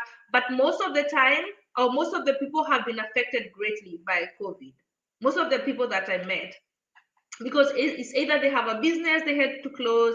I met someone who had just started a new club, totally new, and they had to like give away every alcohol because the lockdown just was just the lockdown just closed the club when it was like a week old or less than 2 weeks old, and they had to give away alcohol and drink the rest of it because it was just a big loss for her. Yeah, I understand, Luta. I know what you mean. I came back yesterday, Regina. I did not stay for long. I did not stay longer. The lockdown just messed with me totally. I came back yesterday. Yeah, Grace Favored, I know what you mean. You know, I'm used to the fact that when I go to Kenya and you meet people, that people will be like, yeah, buy me one, buy me, buy me something, bring me something. I expect that. I understand that. I would do the same if I was in Kenya and a relative of mine came back from Europe. Maybe I'll do the same. I don't know. But that was not it this time. It was not like buy me something, or or bring me something or something like that. That was it. That was not it. It was like you have to, in another different way. Like, we are going somewhere, you need to, to do this and this, and then I'll do this and this, and then you realize that this person is just trying to get as much cash from your pocket as possible. And I wasn't having that. If you need anything, ask for help. I will help, but don't just try to get money out of my pocket through some kind of scam and fishy ways. And that is what I experienced this time. There was a lot of that, guys. And okay, anyway, something else I experienced. Let me be positive here because I feel like I'm just talking negative about my vacation this time. But yeah, taking it by force, Grace Favor. People were trying to really take money out of my pocket by force. And they don't know I'm the teacher. I look like a victim, but I'm telling you, I'm, I'm the one who can teach you how to do these things. Uh, anyway, I'm not new when it comes to going to Kenya. I go to Kenya every year. I know how people act every year and how different things have gone. But this time, I was just like looking at people and being like, okay, I understand things are hard right now, but you don't have to be doing it that way. Just talk. Just say whatever you need. Fungua roho yako. Okay. So the most positive things I would say is this, guys. I realized that people had opened up their mind a lot to a lot of different ways of getting money. And because I remember before, when you went home and you tell someone something like, I love farming. When I come back here, I would like to do farming. People will be like, where? How will you do farming? Farming is for da, da, da, da, da, da. Amas, now how will you be able to manage it? If I were you, I would just bring phones and bring cars from Germany to Kenya and then sell them. This time, people were just so open-minded. They were ready to sell tomatoes immediately. People were ready to start braiding hair, even if they don't know how to braid hair. Like, people were just, humbled by COVID. COVID humbled everybody in such a good way. I'm not trying to be funny about this, in such a positive way that people are just, so open-minded just earning some money on the side. So it does not matter how big, how small, just earning some money on the side. And that's something I've always said. I've always said plus is plus. Even if you're like the biggest person in Nairobi and you start a kibanda there that gives you 200 shillings per day, it gives you 200 shillings per day. You don't have to use your own 200 shillings any day. You know what I mean, guys? So I've always had that attitude that a plus is a plus. Money is money, business is business, as long as you're making some money. So I was happy to see people agreeing with me this time. People are just like, whatever we get, we're going to do it. We are ready, let's go. That was a very funny part. And I love that part also. I also love the part that people took away, like the whole image thing has really decreased in Kenya, because I remember everybody in Kenya just wanting to look big, look big and better the whole time, and have the biggest car and the best dresses and clothes and everything, even if they have no money in their account, or even if they still don't have their stuff together, they still want to show the world that they have the stuff together. Guys, this thing in Kenya, this whole image thing. And this is something I also realized this time that had really decreased, which I loved, because right now people are just really focused on how do I get through this without taking another loan. How do I get through this without using my credit card, or without having to, to take a loan from the bank or from the SACCO? How do I just get through this? And people don't care anymore right now about the big house if it's not paying itself, if it's not paid for. People have, shifted to smaller houses, looking for, for easier ways to survive, starting smaller businesses, selling something on the side, doing online stuff to get some money. People who had YouTube channels are going hard on them, like myself here. Just people going really hard and subsiding where they had to. And I love that. I really love that, guys. That is a positive thing I loved about Kenya. What else? So things I needed to do, most of them I did not do. I could not go to Coast, like I told you, I could not go to Diani, and it was really, really, really important. I'm still shaking thinking about it. I really wanted to go there. There are 2-3 people I could not meet because they were outside the 5 counties. I could not see them. I missed them so much. I could not see them. It was impossible to meet with friends because it was either I go to their place and make sure I'm back at mine before 8 p.m. And I was in the river, which meant Mombasa Road was crazy with traffic jam every evening. I was not going to get myself arrested in Kenya during the lockdown because I was not ready to spend my 2.5 weeks in quarantine after going to prison or to jail. Because if they catch you and they put you in jail for any reason, when you're coming out, you're going on quarantine for 12 days, 14 days, I don't know, 10 days. I wasn't ready for that.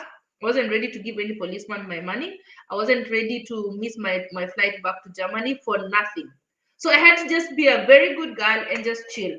I just had to give in to chilling. And it was very hard for me. If you guys know me, know that I'm just running up and down the whole time.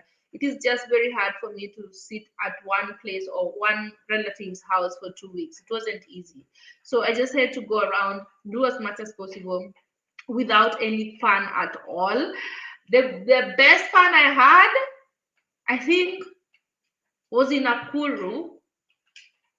I think was in Nakuru with my brothers. Yeah. One very, very special evening. We had a lot of fun. But that was it, guys. There was just nothing to do, nothing much to do. And it even, I even did not have that big urge to go around Nairobi and be looking at stuff, and it wasn't possible. So the only place you could have a drink was somewhere like, a hotel that is a hotel that has a restaurant and a bar. You could do that because that's like a living space, like, that is an apartment kind of, facility or housing. So they allowed people to do that. So if I wanted a drink or I wanted to eat something, I had to go to a hotel and then go to their bar or go to their restaurant. That's the only way you could do it. And even there, you could not do it past the curfew time because still have to be home at 8 p.m. And I was in Athi River, so you can imagine my options of good hotels there. Anyway, I don't know what else to tell you guys. the craziest time was me coming back to Germany, guys. Let me tell you. I mean, at the river, the airport, JKIA, was like 30 minutes away from where I was, maximum. And I called an Uber. The Uber came and picked me up. And then just after we got into Mombasa Road, everything closed down. Like there was a traffic jam that was not moving at all on Mombasa Road. At all. We stayed on that, and then guys, I had I had my big bags with me. I was on that traffic jam for an hour and some minutes. And then let me tell you what happened the last time. The last minute. You'll not even believe me, guys. I was just a few minutes to the airport, but the traffic jam isn't moving. And I need to go to my flight. I need to be at the airport early enough because I have to go through security and they have to see my COVID papers and all that. And here I am stuck in Mombasa Road. Guess what I did the last minute, guys? And if I did not do that, I would not have come to Germany. I had to get out of the Uber. No, I had to call Boda Boda guys. Two of them, picky guys. One of them had to, carry the bags together, and the other one I was on with a girlfriend. A girlfriend who was taking me to the airport. You'll see that video. You'll know who it is after you see the video. So it was me, the girlfriend, on one picky, and the other picky had my two luggages going all the way to the airport. And then we got to Jomo Kenyatta, and we were lucky at Jomo Kenyatta Airport. At the gate, there was a driver from Sheraton. You guys know the Sheraton is the only hotel inside the airport in JKIA. So he was just coming back into the hotel and he's allowed to come back with guests. So he took us and told the police officer, these are my guests. I really need to take them. They're almost missing their flight. And so we did not have to go through the fast security at the airport. You guys know the security at the airport. It takes a lot of time. And it took me all the way to the terminal where Qatar Airways is and got to my flight in the fastest, most stressful run of my life. Only because in Mombasa Road there was that traffic jam. Juicy, Sibia. I have two kids. I hire nannies and chefs so that I can enjoy my holiday. I'm sorry. I don't trust family with my kids. I totally understand you, Gina. You're doing it right. Definitely doing it right. Yeah, Sibia. Let me tell you guys, on Mombasa Road, I have that vlog. I'll show you. I had to get.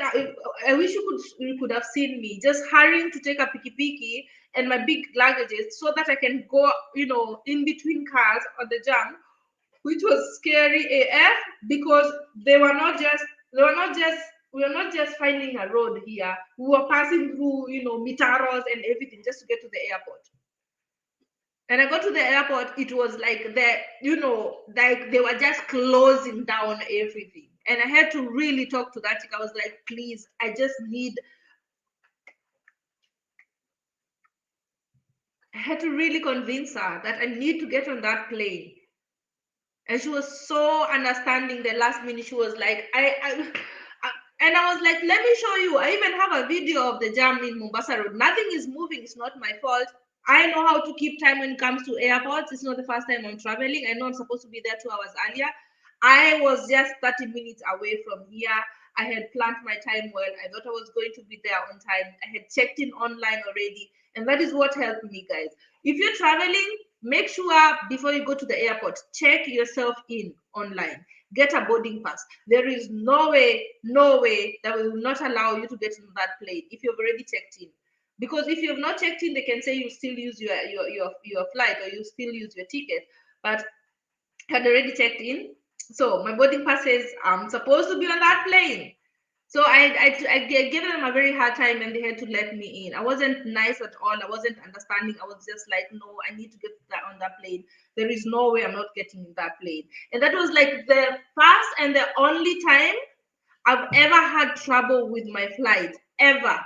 Like I don't joke with flight time, airport time. I don't joke with it. But what do you do? What do you do? You are in Kenya, you are in an Uber with two big luggages, and the traffic jams are still stand. There's nothing I could do. Oh, Niha, not him. What are you talking about, sweetheart? Wow, God bless him. What do you mean? Yeah, it was him. It was him. The driver of Sheraton, it was him. He was really nice. Hi, Rosa Tibella. Hi, sweetheart. Thank you so much for joining us. I'm just answering some questions of how my vacation was in Kenya. So if you were to do it all over again, would you have traveled to Kenya during that? Okay, yeah, that is the most asked question that made me do this live stream. People were asking, would you still go to Kenya if you were to do it all over again? Wow, and the million security checks at JKIA. Yes, yes, yes. Okay, before I answer Juaka, hi Juakali, thank you so much for joining us. Before I answer his question, yeah, what I wanted to say is this, guys.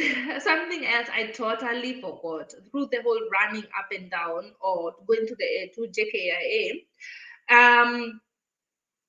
I forgot that you need to register yourself online before reaching the airport in Germany. You have to have gone online and registered yourself that you're going to be landing in Germany. Guys, I did not know that. I should have, because I remember going to Kenya. I also had to register. Yeah. You have to go to to the government of Kenya website and check out what they're saying about traveling to Kenya, and they have links where you need to register yourself first before going to Kenya, and they send you a QR scan where they're going to scan it when you get to the airport. And I knew that before getting into Kenya, but I totally forgot about it when getting into Germany, that they needed me to register online. But when I got to the airport here in Germany, in Frankfurt, they're very, very, very nice. They were very friendly. They just gave me another form to fill, and it was okay. But I don't know if they were going to be okay with everybody like that. So if you're traveling, going to Kenya and coming back, make sure you register yourself online, going and coming back in whichever country you're going to land. Okay, now let me get into your question, Jokali. You're asking if I could do that over again. Yes, I would do that right now. If with whatever happened in Kenya, if I could go back to Kenya, definitely. If someone wants to go to Kenya, I'll tell you to go to Kenya. The only thing I'll tell you about this trip is don't have any expectations, don't have any plans, don't go if you want to do something important, especially if it's something like I need to go to this office or this county office, or I need to see, a few authorities, I need to do some official things. I don't think it's the best time to go to Kenya.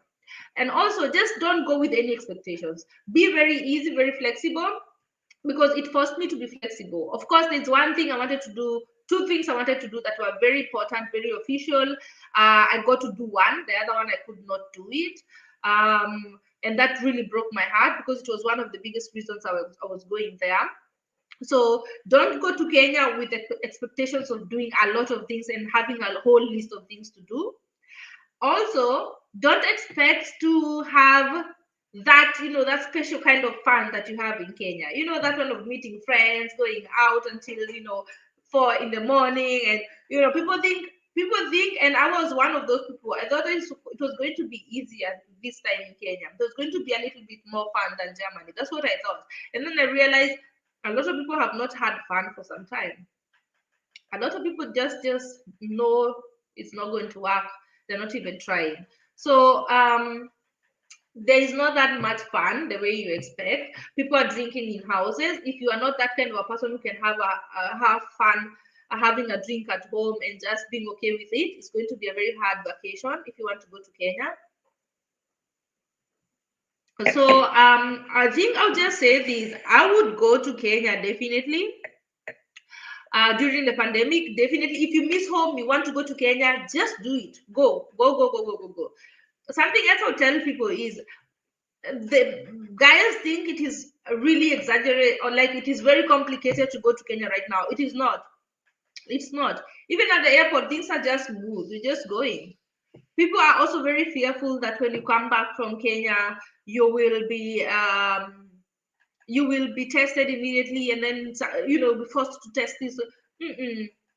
At the airport, you just get here, show your passport, show that you have registered online. If you've not, like myself, you fill in a form and you're out of the airport. So it's easier than people expect.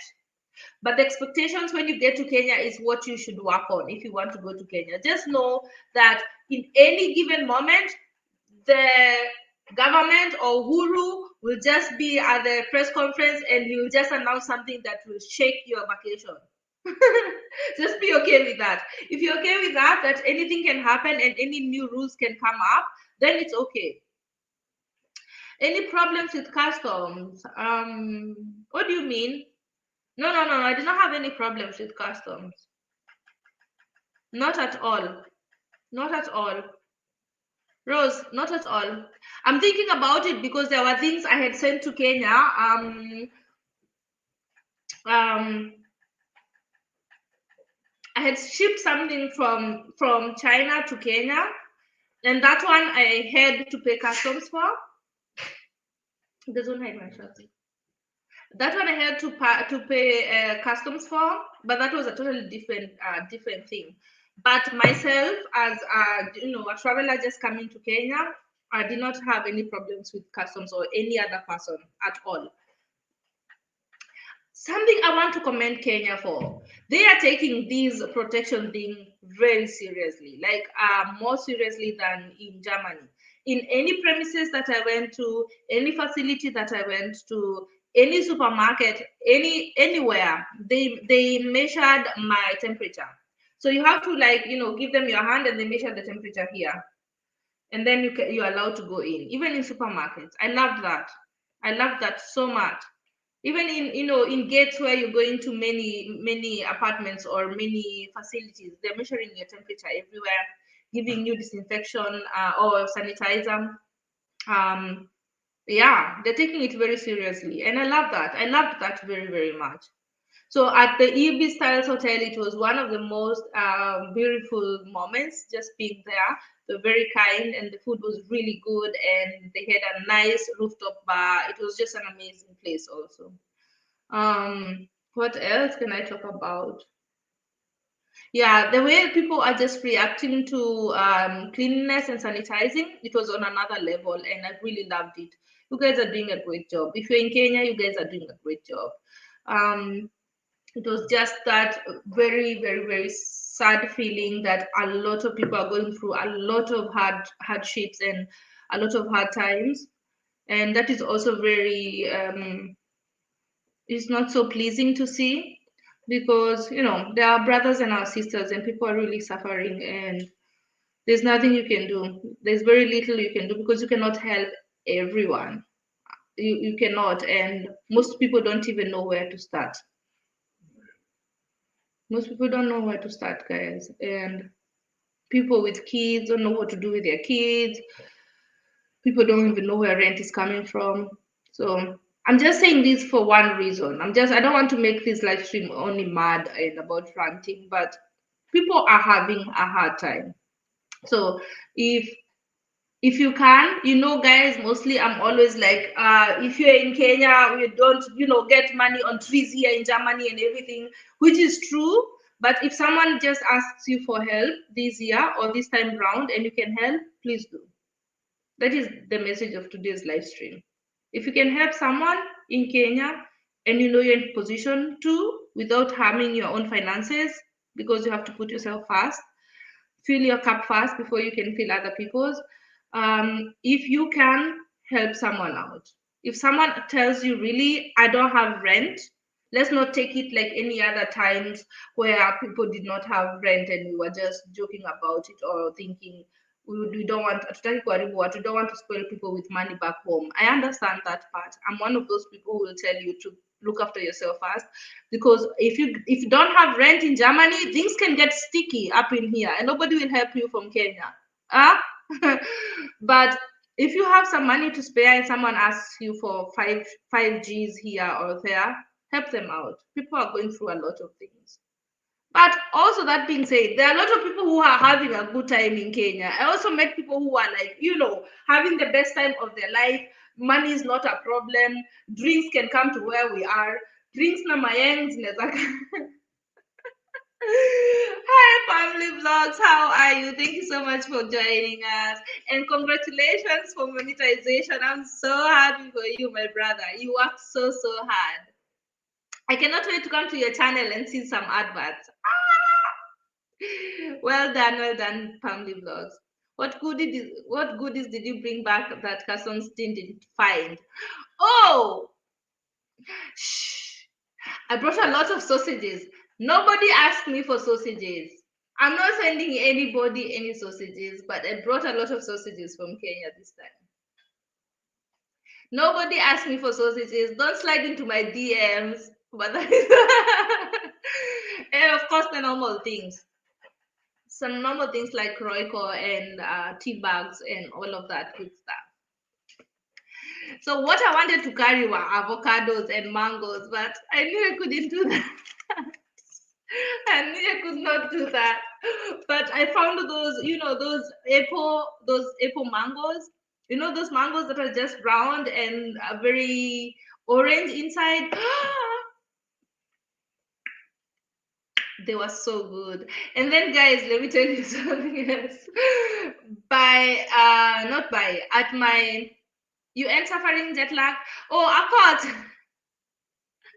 I was. When I got here yesterday, I came here, I just took a shower, I ate something, and I was gone. I slept. I slept the whole night. I was waking up at 11 a.m. in the morning. So I'm much better right now. But I'm still very, you see, I'm still in Dera, so that says a lot. When are you coming? What do you mean? I asked for Mabuyu. Maybe I did not see that one, Rose. I did not see the Mabuyu part. I can imagine I didn't even think of Mabuyu at all. Utanitapa leo, Rosa Chibela. I didn't think of Mabuyu. When are you coming? Family vlogs to your channel? I'll come tonight. After the live stream, I'm coming to your channel. Send me some. I'm not sending you that at all. No sausages for nobody. Those are mine. When are you coming to Homa Bay? Family vlogs, I'm back in Germany. Homa Bay is a disease-free zone, and I was in the disease-full zone. I could not go anywhere, family. But we are planning as fast as possible to come back because, like I told you guys, there's something that was very important that I needed to do in the coastal region, but I could not do, that I still need to do. So if everything goes well this year, I might find myself in Kenya again by the end of the year. And then I can go and see Pamli. Pamli, don't usishtuke, acha kushtuka. Usishtuke. Don't make me want to yeah. So what can I say? Okay. So coming back, my flight was easy. I slept the whole time. You know what I did? I got there, and then she comes with drinks first, like soft drinks and everything. And I was like, no, I want a water and a white wine. I had a water and a white wine. And then I watched a movie. And then,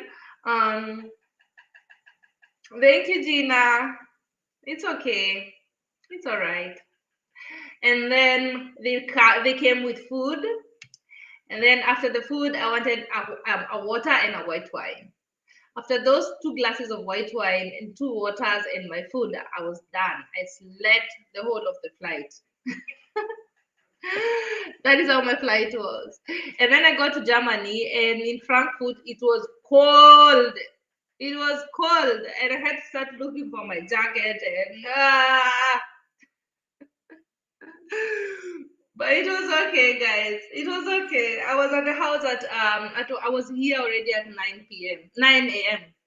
9:30 a.m. I was at home and just slept. Let me run your playlist. Running it now. Nico Night Duty, more Wi-Fi here. Pamli, if you can do it anonymously, it would be perfect. Without having checked in. You know what I mean? Without the family vlogs thingy, because I think you had already done it once, so that it can count. Yeah. So Your movie, go sleep. What do you mean? Unanifukuza? Siendi na siendi na siendi ya God. So guys, I have a lot of vlogs for you, more than time. Okay, more than I expected to have. But less than I had planned to do, but very good ones. And I had already started editing a lot of them. So one of them is already edited, just needs background music, which I will do tonight.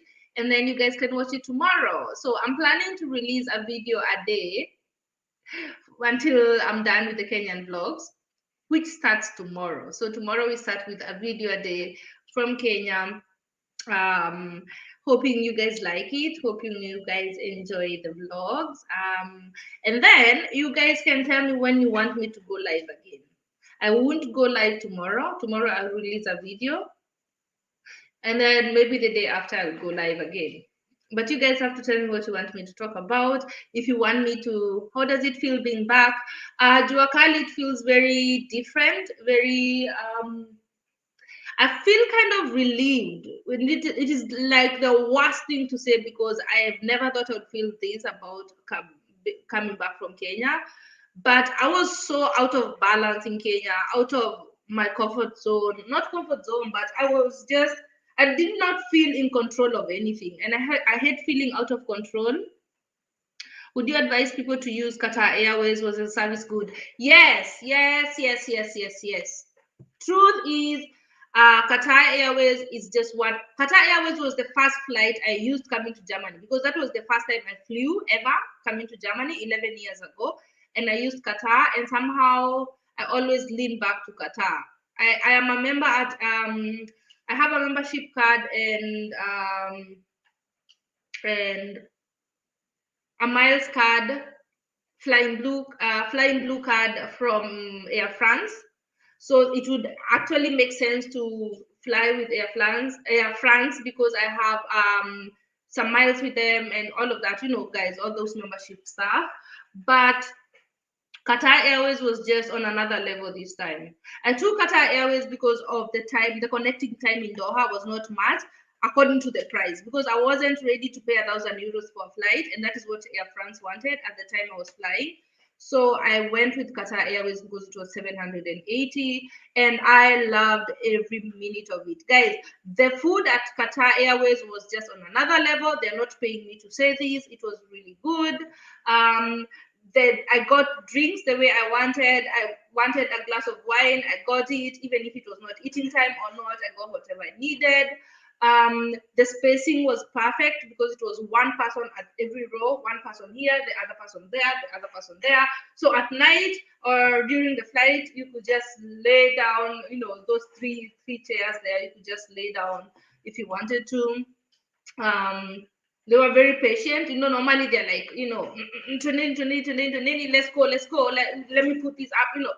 They were just, very relaxed, giving us time. They were very, very nice, very different guys. It made flying very enjoyable this time. I enjoyed every minute of it. They were nice. They were really nice. Umeenda wapi Sibia? Yes. So the airline was very good. The service was good, like I said. I'm actually I'm going to do that on their website. I'm going to leave a review. I'm going to be one of those people that leave reviews because it was really good. I enjoyed it, and everything was spacious. They left time. They were really nice. They were not just like, here is food or this is what we have to eat. They were just, even wine, they was showing you the whole bottle. It is, a Chardonnay. It is, like that. And I'm like, I have economy. I'm confused. They were so nice. They were so nice. Yeah, so that was my experience with Qatar Airways. I would really recommend it. And being back, Jua Kali feels a little bit, I feel relieved because, like I said, I was not in control of my vacation at all.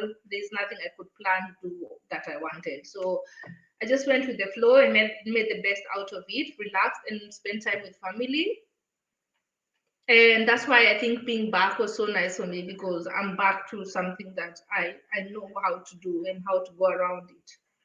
Yeah, so it feels weird to be back every time because I need a few days to come back to, being me. But it felt good to be back. Stay home, stay home. Yes, stay home. So I'll have to stay here. Yeah, definitely. I will plan another vacation soon. I hope this thing is going to be over. So, slowly, I'm getting tired of it. I know most of you are also. I'm slowly just getting really tired of the whole indoors thing. Um, yeah, you must have seen someone. Do you mean Johnny? Yeah, he's here. He's here, but he's a little bit busy. Yeah, so it was a nice vacation, let me say, because I was forced to stay at home and be with family. Maybe I needed that. Let me not stop complaining. Maybe that's exactly what I needed, because, like I told you before, I'm always running up and down, partying until morning. I'm that chick. Yeah, if I'm on vacation, I'm having the best time I can have. So this time there was no partying, which made also my budget really, it was good for my budget, for my pockets, because I did not drink that much, I did not spend that much. I did not need a house or an Airbnb this time. I went to an Ibis Styles hotel, but that was, I could not compare that to an Airbnb. Um, I did not have to buy anybody a lot of alcohol or stuff. The shops here were closed before I went to Kenya, so I did not bring any gifts. I told you guys this time I was not bringing any gifts. Normally when I visit people, I'll come to your place and I bring a big shopping bag and everything. This time I said I am going to visit people the way I am. If you need anything and tell me, I'll buy it for you. If there's anything that is needed in that place when I'm at your place, like I noticed, like, something is, something is needed, you will see when you're at your cousin's place or your sister's place that something is needed, and then you go buy it. That's what I was doing, but I'm not like volunteering to just come with big paper bags of shopping in 7 households so that I'm going to visit. I wasn't going to do that this time, so I was very strict actually this time with myself also, in my budget also. So it was really manageable on that kind, in that sense it was very manageable. Budget wise, time wise was what was hard, because there was no time to plan for anything. um, and it is very weird when you want to meet someone to just sit down and chit chat, but you have made plans to meet at 8 a.m. in the morning, which, most Kenyans will not be there at 8 a.m. in the morning. So you'll have to wait for someone until 10 p.m., which means I should have just slept until 10 p.m., 10 a.m. myself. So I wasn't planning anything very early with people because I know Kenyans. So I just slept. I slept until 11. After I wake up, I have my breakfast or I eat something with and take all the time that I need. And then after that is when I start thinking, do I need anything? Do I need to go somewhere and pick something up, or do something very quick and come back? And then I have to be back before 6 p.m. because if I'm somewhere at 6 p.m., like I said before, and the traffic jam is scary, or you cannot come back in time for the curfew, then you're in trouble again. So I just needed to be around where I'm staying the whole time. So guys, that was very different from most holidays that I've had, from most vacations that I've had in Kenya.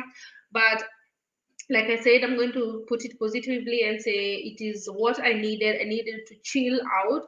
I needed to just go home and be with family without having to run up and down and Mombasa and Diani and with friends in Naivasha and all that. This is my needed to be with family and spend some time with them, and that's what I did. So that was my vacation, guys. Do you want to know anything else? That was my vacation in 2 hours 8 minutes. Anything else? I miss Germany so much. I miss my boyfriend so much because he was back here. I did not go with him this time. Um, I missed going live very much because every time I tried going live, something happened with my internet and bundles and data, and Yeah, so I miss going live. I miss just being at home. I miss my bed. I miss my boyfriend. Is it a must to wear the while traveling? No. The FPP2s, no, it's not a must. But at the airport in Germany, they asked me to wear it. So make sure you have one. Just carry one with you if you want to fly. In Kenya, they don't mind. They don't even care if you have the Ankara mask, as long as you can cover your nose and your mouth. They're okay. During the flight, in on the flight or on the plane during the flight, they also don't care which mask you have. I had the normal, like this one. I had like this one, yeah. And when I go to Germany is when they asked me to wear the FPP2 mask. So just carry it with you if you're planning to travel abroad. So someone asked me if I would advise them to go with kids to Kenya, and I would say yes. Let me tell you why I'm saying this, guys. We think it's very bad right now. I'm not trying to scare anybody, but these things are like changing so fast. We still don't know if they're going to change anything in the next month or in the next 2 weeks or in the next 6 months. We don't know anything. So if you're planning and you want to go to Kenya, just go. Go and take every day the way it comes.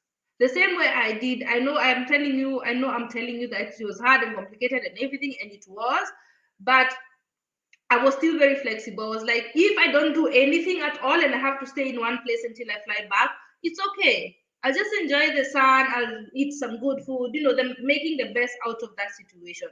So be very ready to make the best out of every situation. So when you're coming from Germany, even if you're going to the red zone or the not red zone or the disease-free zone, because there are those two zones, yeah, the 5 counties and the others, don't worry about it. You'll just be able to go home as long as you have your flight. You have your flight details.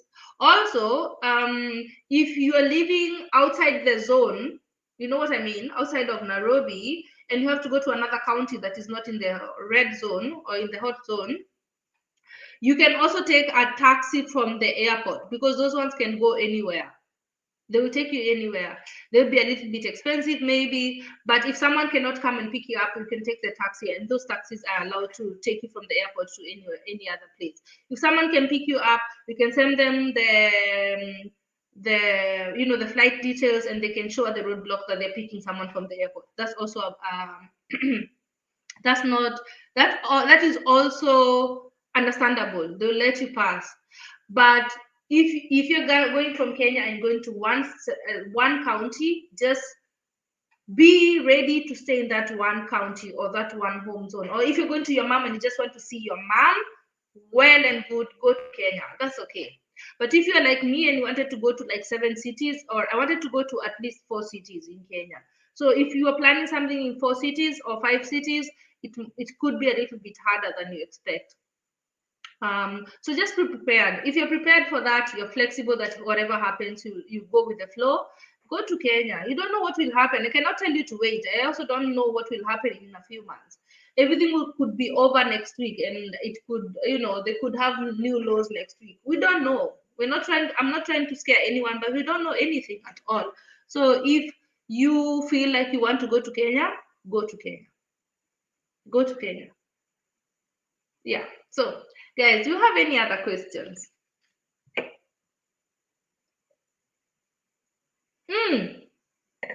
Something else I realized. I don't know how important this is. I think it's not that important. But something else I realized. Netflix in Kenya has more options than Netflix in Germany.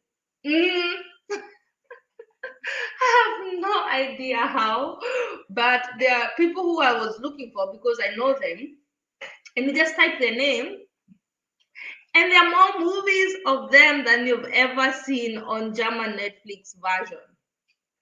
Has anyone ever realized that, or anyone else noticed that? There are movies and series I started in Kenya. When I came back here, I could not find them at all. So I know they have different versions, of course, depending where you are. There are countries that don't allow certain movies or certain series. I understand that.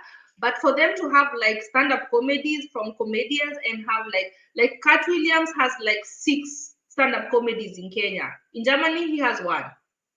And that is just stand-up comedy. It's in English. So I don't know. I don't have any idea. But I had more options of Netflix series in Kenya than here. So that is also surprising.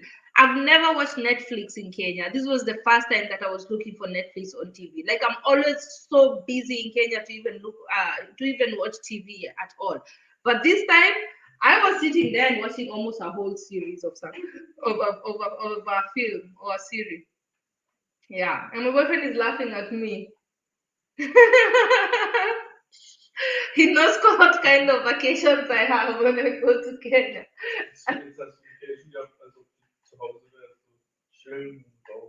Gell? Ja, genau. My boyfriend is saying that I took the vacation like I was just at home, just chilling and watching Netflix and chill. Yeah. Sorry. Go chill on Netflix. So, is it Netflix and chill or chill and Netflix? If you know, you know.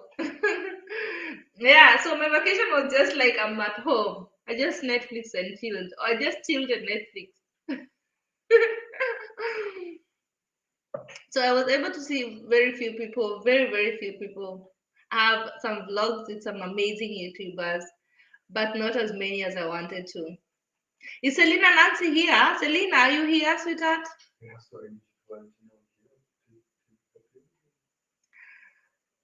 Read man after.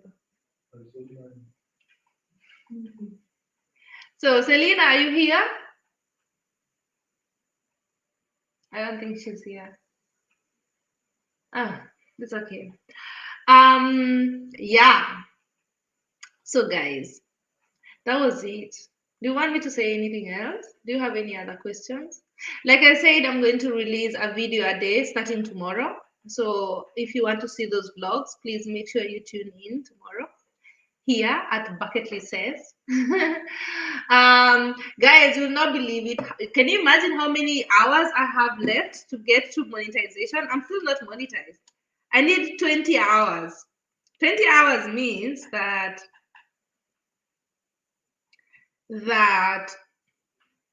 if a few more people watch this vlog tonight, 2 or 3 more people watch this vlog tonight from beginning to end, I'll be monetized tomorrow.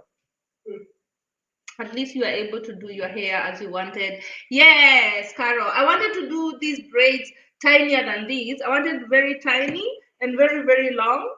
Let me show you how long they are. They're that long.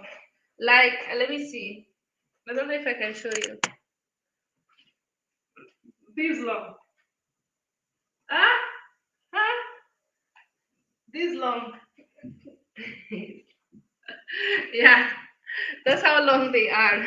I wanted them longer than that. I wanted them. That's what she said. Yeah. I wanted them longer than these guys. Them that.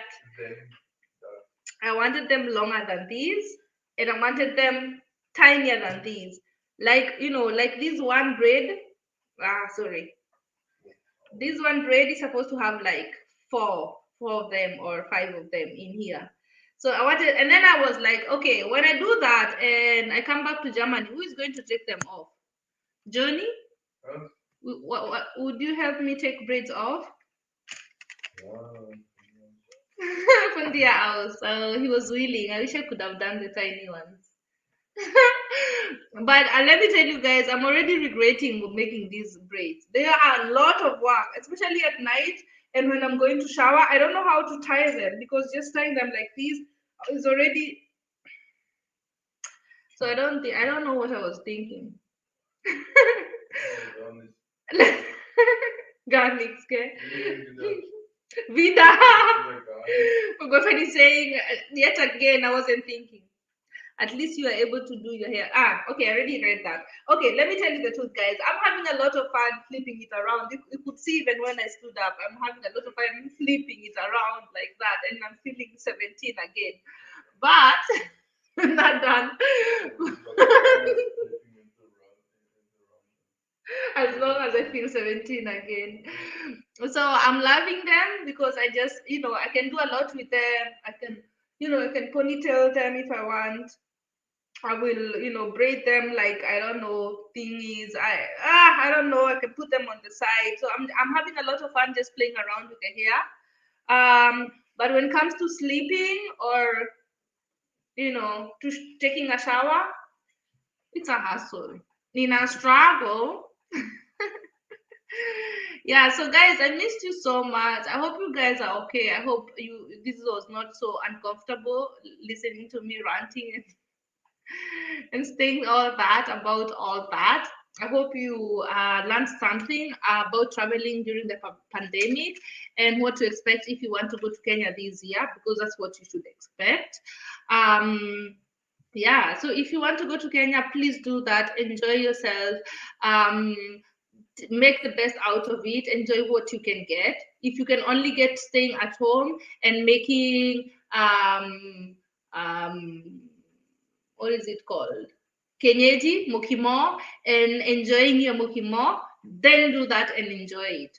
Yeah, don't be like me. I'm enjoying that and I still want to go out, or I still want to meet people, because I'm a people's person. So it was a little bit hard for me. But if you can just stay at home and enjoy your time there and make the best out of it, go to Kenya. Please do. Please do. Because in a few months, who knows? I hope everything is going to get well. I'm tired of these guys. I really, really hope that things get back to normal. The new Sheng was you learned. You look nice, Sana. Thank you so much, Carol. Thank you so much. Still following. Thank you so much, family. The new Sheng words I learned.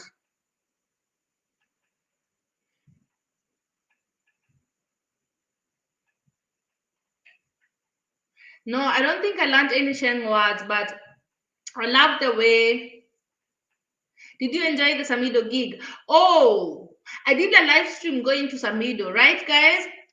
Samido came, but he came at 7:30 p.m. That's when he was arriving at the venue, and the police sent him back at the gate because it was very near a military base, and there were a lot of there was a lot of military personnel, yeah, personnel. I don't know. There were a lot of officers in the area, and to send Samido back to Nairobi because they were like, you cannot expect to come here at 6:30 and expect to start the concert at 6:30 when you're closing the bars at 9. They sent him back. They were like, this is already too late. Was it 6:30 or 7:30? They said it was already too late for him to be starting a concert. People were already, it was the whole, the whole place was full already. It was like a big Nyamachoma joint near Lanet in Nakuru. It was already closed. It was already packed. Cars outside were parked. Inside it was just packed. People were just waiting for him. People had paid an entrance of 300 Kenya shillings. Was it 300 or 500? 300, I think. And he was sent back. So people had just had a drink, and then at around 8:40, everybody was thrown out because at 9 the bars should be closed. So people were thrown out at 8:45, and we went back home. That's why that live stream did not continue from that point, because we realized very fast there was not going to be a concert. We were not going to get our money back, the entrance money back, and Samido was not performing, and he was sent back. He did not even enter the venue. Yeah, that's how the event was, guys. And it was that one place I thought I was going to have a lot of fun. Yeah. Okay, one thing I learned, Carol, is that this thing that people are saying, ati mnakata madem kama sisi wa Nairobi or something like that, lakini sisi ndio tuko. I loved that one so much. Sisi ndio tuko. Wenye watu wanasema ati, siku hizi sijui majamaa wamekuwa nini, majamaa wanasema lakini sisi ndio tuko. So I loved that. And then I loved the songs, the Gengetone songs. Oh my God, there are a lot of very confusing Gengetone voice. Is it Gengetone, right? Those boys, guys, I listened to those songs. My brother, I have to ask my brother which song that was. My brother sent me a link, or he put one song from these boys, the Gengetone boys. Guys, I did not get one word. I could not understand anything. The Sheng words in those songs, I don't know how they're communicating with each other. I think I'm just too old now. Let me ask my brother right now as I continue.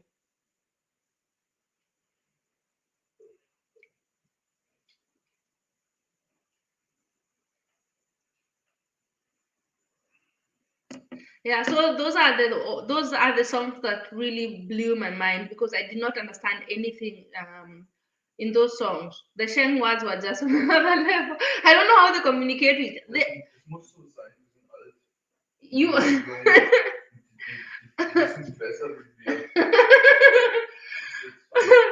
Everybody is telling me it has to be that way because we are old and they're young and they know better. Who agrees with that statement? It's supposed to be like that? Guys, it was hard to understand those songs. Does anyone understand Gengetone songs? Ich weiß noch nicht mal, was es ist. Ich verstehe selber nicht, kein Wort, einfach kein Wort. Ich weiß gar nicht, was das ist. Es ist ein Slang in Ghetto. Wie heißt das? Gengetone. Gengetone. Das ist zum ersten Mal in meinem Leben. Also, ich so verstehe ihn auch und ich kann nicht verstehen. I'm telling my boyfriend, I did not understand the word, and he's saying he's never even heard the word Gengetone. I think that's my fault. But what do you even tell anybody about Gengetone? You don't understand anything yourself. Does anyone understand those songs? Ich bin jung, ich bin 34. Und du kannst doch immer noch nichts Was verstehen. 34 du anders sagst? 34. Du bist alt. Ich darf einen Bart haben. Du bist mir auch zu alt. Ich bin so alt, dass es nicht mehr lächerlich ist, dass ich einen Bart habe. Und ich bin gerade noch so jung, dass es cool ist, dass er nicht grau ist. So. Das ist gerade cool, ich darf.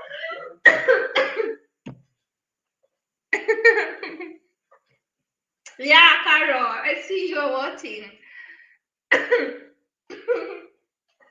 I'm sorry, guys. I hope you all don't get corona. I'm not coughing on you right now. I'm so sorry. Yeah, I had a very bad cold when I arrived in Kenya. I had a very bad cold.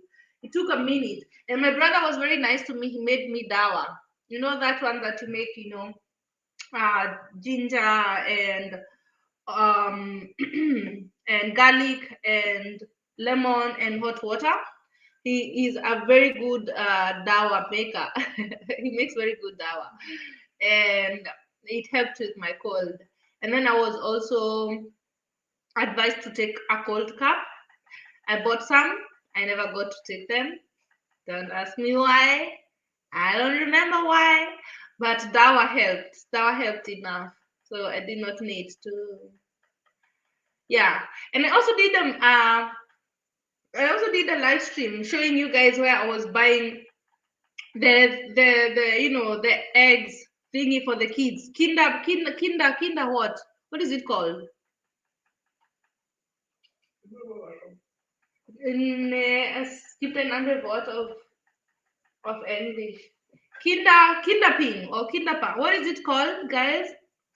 Those things surprised me. They're so expensive.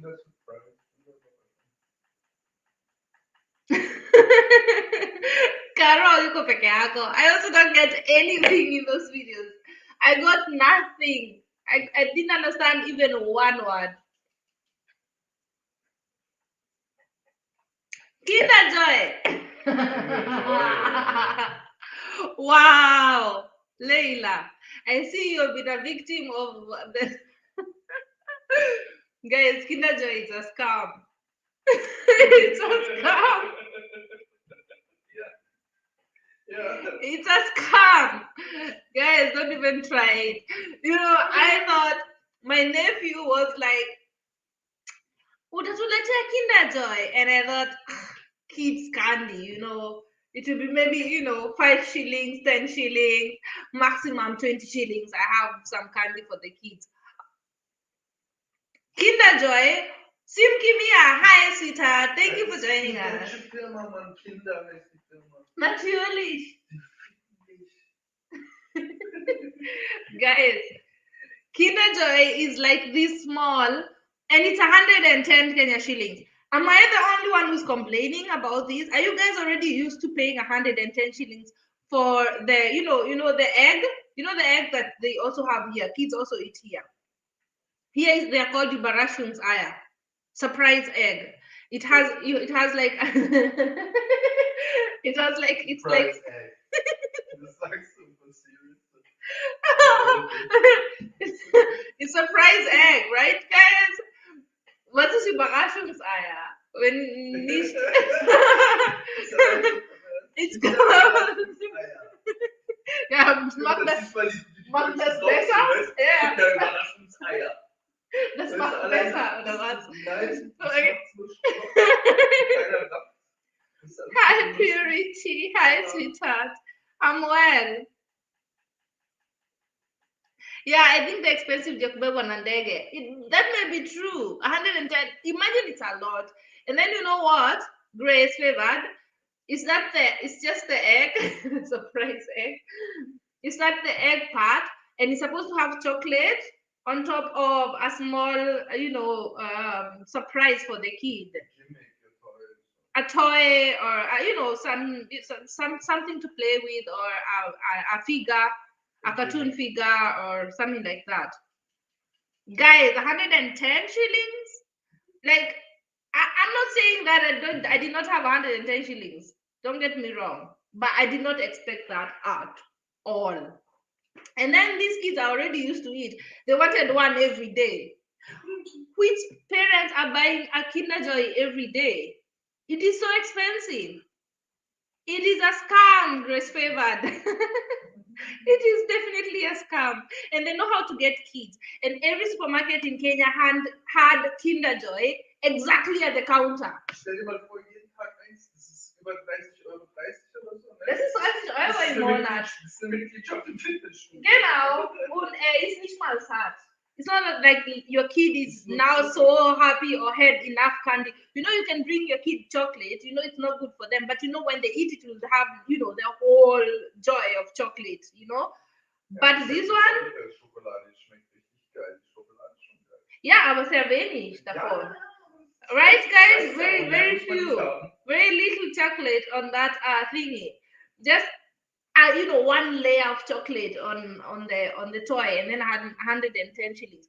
We never had candy that expensive during our time. You got 5 shillings and you had 5 toffees. You remember, guys? Or you had like 5 biscuits out of it, or you had a big kangumu, or mandazi or something, or tipo muitu.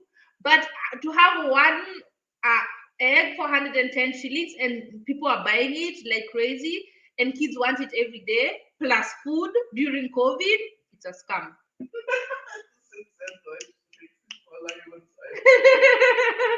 And someone told me that also, and my boyfriend is repeating it. I've become very German when it comes to prices, and I always made fun of people doing that. I always hated it, but it was a scam, guys. That one was just ooh. That was a lot. Anyway, let me stop complaining. I've complained too much today. Du bist es selber geworden. Lach mich nicht aus. Okay. He's laughing at me. That I've become so German, and I used to hate that attribute where people are just complaining about price the whole time. Here I am. Ja, aber die spinnen doch, oder? 1,10 € für ein Ei. So that children can cry for it as you leave supermarket. Yes, Grace Favored. Yes, yes. At the counter, every counter in Kenya has Kinder Joy at the counter, so that your kid has to cry until you spend 110, and you spend only 70 on sugar. You know, you spend only, a whole. You can even buy them juice or yogurt, and they'll have 3 packets of it in 110 shillings. And then you have to buy one egg for 110. I just think that according to, if it was in Germany, even in Germany, they're not selling you at one euro 10. They wouldn't do that. 1,10 €. Ich weiß, wie viel das kostet. Mehr wie 1 Euro. Nein, es ist 59, habe ich geguckt sofort, als ich hier Aha, weil es früher auch, ja, 59 ist auch schon unverschämt. Früher war 50. Ja, das ist auch zu viel. Here it is 59 euros. And I can understand in Germany being 59 euros, 59 cents. I can understand that's like, 59 or 60 shillings. Let me just convert it like that. But I can understand if it was 110 in Germany, because life in Germany is also expensive. But for the life in Kenya, where 110 has meat, has meat for 50 bob, and it has kumawiki for 20, and it has, dania and nyanya for 110, that's a whole meal. That's someone's whole meal. For them to sell them at that, I think that they're just for expensive kind of. I don't know which kind of kids are having Kinder Joy every day. Anyway, ni chakula mtu atanunua mani Kinder Joy. Yeah, Carol, you see you're with me. 110 is enough for unga. Yes, Grace. 110 is enough for flour for the whole family. Yeah, I love toffee. Me too. I love toffee so much, guys. So what did I eat that I really, really enjoyed? Mangoes. I had a lot of mangoes. I had a lot of samosa, a lot of them. Potato and meat samosas. Someone was selling me cabbage samosas. Has any of you ever tried cabbage samosas? I did not like the sound of that. I have tried dengu samosas. Those ones are good. Those ones I love. But I had meat samosas. I was very skeptical about meat samosas because I hear people are using all the unwanted meat in the butchery to make the samosas. So I was very skeptical of it. But where I ate samosas was kind of known for having really good and clean samosas. So I went for those. I had samosas every day, maybe. I think I ate too much samosas. If you see my weight right now, So I ate a lot of ugali also and kienyeji. I had less nyama choma than I expected. I think I only had nyama choma twice in those 2.5 weeks, which is unheard of. I love nyama choma so much. What did I drink? I drank Gordon's, the pink one. I drank Beef Eater, the pink one. That was good. Gin. I thought I hated gin until I tried the pink ones and I loved them. What else? I had some black eyes, some guaranas. Because you have to drink on the go. You cannot sit anywhere. So you take maybe a few cans when you guys are driving somewhere, and before you get there, you're good to go. Huh? So when I knew I was going somewhere, or we were just driving around, I had cans, which were either black ice or guarana. And when we were at home and sitting and having drinks, I had the Gordon's gin. Now, what else? What else did I not eat that I wanted to eat? I wanted to have matoke. I did not have it as matoke, but the person who was making me food, hi Nancy, I don't know if she'll see this. She made kienyeji with matoke. Woo, guys, that was so good. Hi, Her Love is Queen. Guys, please check out Her Love is Queen. I love her new look on her channel. Her channel used to be called Zuri Chats. If you're wondering, or if you're looking for Zuri Chats, you will not find it. Now it's called Her Love is Queen. Check her out. You'll love her channel. I miss sukuma. Yeah, I ate a lot of sukuma wiki also, and a lot of spinach. I love my ugali with spinach and sukuma wiki. I hope you didn't eat cut samosas in Nakuru. Yes, I avoided samosa in Nakuru altogether just because of that story of the cat. I did not want any samosa in Nakuru.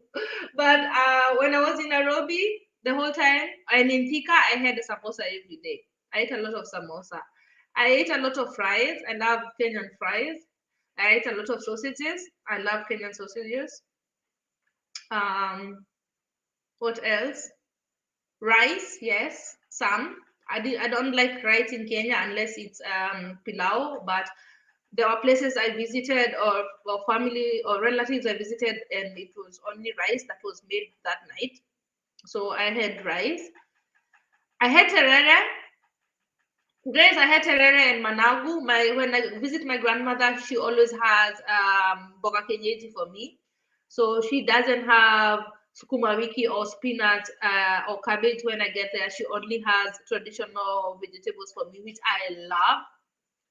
And she always mixes. And I think I told you guys, she mixes like 7 types of kienyeji, boga kienyeji, terere, managu, a few things, and then mixes them together and puts very few nyama meat, just a little bit of meat inside because just for 2 people, me and her, a little bit of meat inside and a lot of pili pili, very very hot, a lot of pepper. Yeah. And even my boyfriend saying it was really good. And then she makes it before I arrive and then puts it in small bags and puts it in the fridge. So every evening we take like one bag and make ugali. So I ate a lot of ugali with Kenyan mboga. It was good. Was the Kenyan airport busy? Yes. The Kenyan airport was busy. It was full of people. It was chaotic. And let me leave that story there. I'm still on YouTube. I have to be careful. But it was very busy. The Kenyan airports were busy. People were friendlier, let me say, but not as friendly as in Doha and in Germany airports. Guys, have you been to Doha airport? It is one of the cleanest airports ever. And I'm not just saying it. It was so clean. Everything was so organized. The toilets had like, a sanitizer at every door, not at the entrance, every door. People were in there cleaning every minute of it. Like really clean airport, Doha. Achso, ich soll dir von meinem Vater ausrichten, falls du kommen willst, kannst du bei ihm vorbeigehen. Kann ich Wasser? Kannst du bei ihm vorbeigehen, falls du willst. Ah ja, schon. Ja. Aber jetzt hat er gerade angefangen zu shoppen. Ist okay. Eingefallen, deswegen. Ist kein Thema. Hat er mit dir geredet? Nee, der ist gerade aufgepoppt, dass er online ist, deswegen denke ich auch, dass er jetzt zocken will. Ah ja, verstehe. Also wenn du nicht hingehst, weißt du, das ist dann auch nicht schlimm. Ja, ich schreibe ihm gleich. Yeah, guys, do you have any other questions? I'm sorry. I'm trying to go back to my vacation for me to think if there's anything else I haven't said. Nakuru was great. Thika was great. But let me tell you where I noticed less effect of the disease. It was in the village. Nee, ich glaube, ich habe nur so viel geredet. I'm sorry, guys. Yeah. So, guys, the village was the only place that I felt least effect of the disease of COVID. That doesn't mean that there are fewer numbers there, but it has affected less people there, or the life in the village is less affected than, of course, that one in towns or in the city. And I kind of felt better there, better than in Nairobi. Not because of who I visited or who I was with, but just the fact that people were a little bit easy and things. Why is my nose closed right now? I have no idea. I need to drink something hot. No, That's okay? Bist du krank oder was jetzt? Nee, ich glaube nicht. Ich habe noch zu viel geredet, glaube ich. Willst du Vitamine?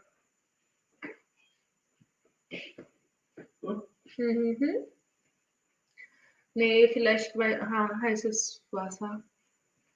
Nur mal gucken. Yeah, so guys, I wanted to see a lot of people. I wanted to meet Mahalavi's queen. I missed you so much, girl. There's still a lot we needed to talk about. We'll have to do that on the phone. I wanted to meet Pamli. I wanted to go to Homa Bay to see Pamli vlogs. I wanted to meet Purity. I wanted to meet Selena Nancy. I wanted to meet Regina. I wanted to meet so many of you guys. I could not do it. I did not know how. It was just very confusing. I did not know what time, where, when, what do we do. I don't even know what activities to do with someone. Yeah. Anyway, I made the best out of it, guys. That's all I can say. I made the best out of it. I had as much fun as I could within, the perimeters or parameters that I'm allowed to. And it was okay. It was okay, guys. So if all goes well, I'm coming back to Kenya this year. I'm just waiting for things to change just a little bit, and then I'll be coming back. And this time I'll not go to relatives. Okay, I still need to see my brothers. I love my brothers very much. So I might go with my brothers to the other places that I was not able to go to. Normally, when I go to Kenya, I go maybe to a safari, or I make sure I go to the beach in Mombasa, or I attend an event or a concert, or I go camping. Such activities, I wasn't able to do none of that. Zero. It's okay. So I just concentrated on family and spent as much time with them and caught up, catching up with, sorry guys, catching up with everybody. And just really listening to people and talking to them also and sharing ideas and yeah. So the only thing that everybody is asking me, which I hated, in fact, I understood but hated, is when I'm getting kids.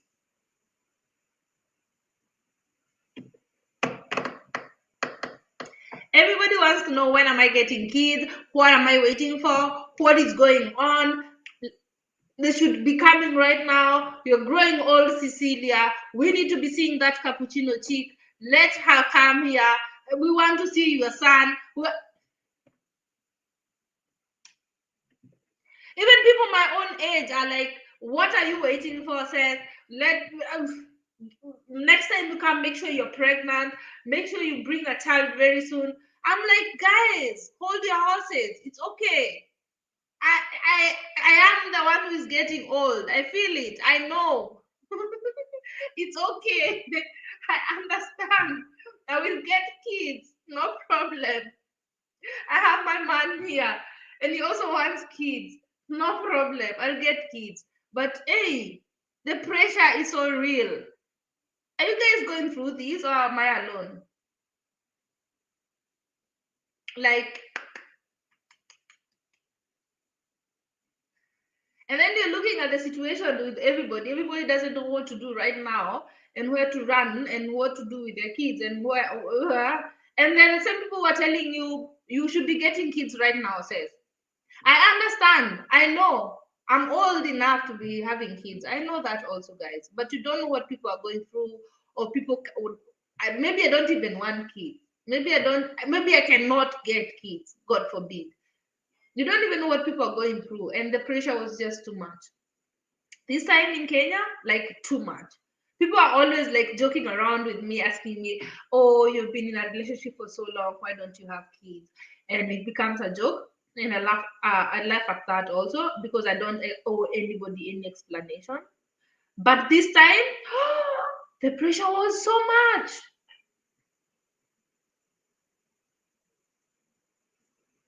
That's it, Carol. That's it, Carol. People are asking you to have kids and then they're asking you for help with their own kids.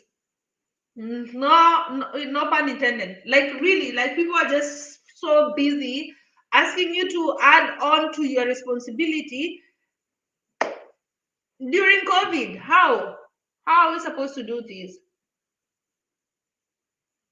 So that's the answer I gave everybody. I was like, I'll get kids when I feel like I need kids. And it's not because I wanted to be rude, and it's not because I don't think I need kids, and it's not because I've not tried, but it is my business. And if I get to 40, it is still going to be my business, because everybody's telling me, unangoja ufike 40 ndio upate watoto. Why is that anybody's? Anyway, guys, I feel kind of like I'm just ranting today. That was not my intention at all. I'm just being very real and very honest with you guys as to what happened in Kenya. You guys asked some questions and I wanted to answer all of them. What did I spend most on? That was another question on my DMs. Let me see. Ubers are cheap. I spent a little bit on Ubers, just making sure that I get somewhere faster. What did I spend most money on? I can't say really, because except for the flight, there's nothing that I really spent. Oh, thank you, Shat. Thank you, baby.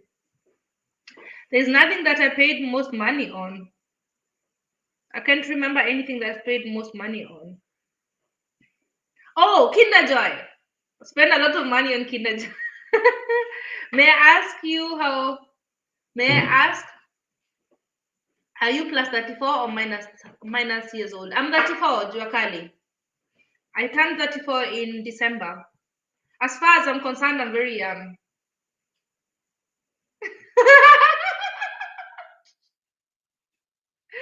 That's a good answer. People should mind their business. Ja, in ein paar Schlucken, dann geht's wieder. Soll ich eine draufhauen, dann geht's vielleicht wieder der blöden Nase. Willst du nur das mal?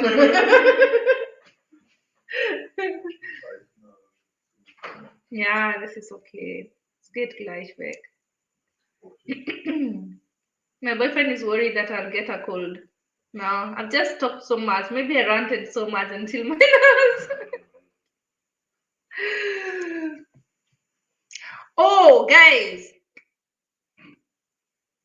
What I spent most money on that I regret, and let them hear this, which is okay, was my nails.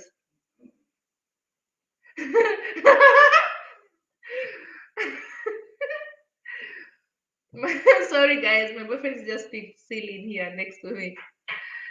Shower guys. Guys, not these nails. You see, these nails are the shortest. You guys know me. These nails are the shortest I have. You know, guys, I like long nails. I did long nails, and they started coming out after 3 days. Like they started falling off, and they were like so pretty. You guys, I think I showed you. I did a video. Did I do that? No. Okay, I did a video of it, but I haven't posted it yet. That's going to be the first video tomorrow. Tomorrow I'm posting a video on where I made my nails and my hair. And my hair was cute. It was okay. Okay, the colors were not okay. My hair was okay. I wanted just something to an updo so that I just avoid hair on my neck. I wanted my neck to get some sun. I wanted my whole body to get some sun. So I put my hair up there. The hair was good. It stayed as long as I wanted it to stay until I was ready to make this one. The pedi was just on another world. He did what is it called? Turmeric and honey pedicure. It was just heavenly. I really enjoyed it totally. The money. And then I had my makeup done. It was beautiful. It was amazing. I had a good time. The chick was good. But the one that made my nails, and I told them it was just, he did a crappy job because it was crappy job. After 3 days, they were coming off, and I paid I think 30 euros. I paid 3,000 Kenya shillings for the nails. and they started falling off after 3 days. So that is the most money I spent on because it was, I did not get value for it. You know what I mean? So anything else that I spent money on, most of the things I spent money on, I got the value I needed for it, except for the nails and Kinder Joy. Children aren't a joke, big responsibility. People pressure people to get children and don't help or raise them. Yes. You are young says, thank you. Thank you, Carol. Yes, exactly, Grace. And you know what I was thinking? If I get a child right now and, oh my God, my nose, and I'm unable to raise my child, who will help me? Who from Kenya will come and tell me, what problem do you have? Let me solve it. Nobody. So I don't want to be pressured at all, at all, at all. Whenever I'm ready, I'll be ready. I'm a nurse also. I know how these things work. I've seen people getting kids with 40 and 45. You can't tell me nothing. So if I'm not ready, I'm not ready. If I never want to have children, it's also okay. It's my business. But people have to stop assuming that if you don't have a kid by the time you're 34, something is wrong. It's not always that something is wrong. It's just decisions that people make. And sometimes things that are not in people's control. There are people who cannot do anything about it, but they can tell you that. So they just have to take your pressure every time you ask them that question. Anyway, guys, that was Kenya for me. I hope you like this live stream. Thank you for staying so long with me, even after I was ranting so much. And kind of felt that I was complaining the whole time. That was not it, guys. I was just being 100 with you, keeping it real with you so that you guys know exactly how it was. While I was away, you guys know about baby Aya, right? I want to find out how far they are because I just noticed people doing a lot of live streams to raise some money for her. I want to know how far that is.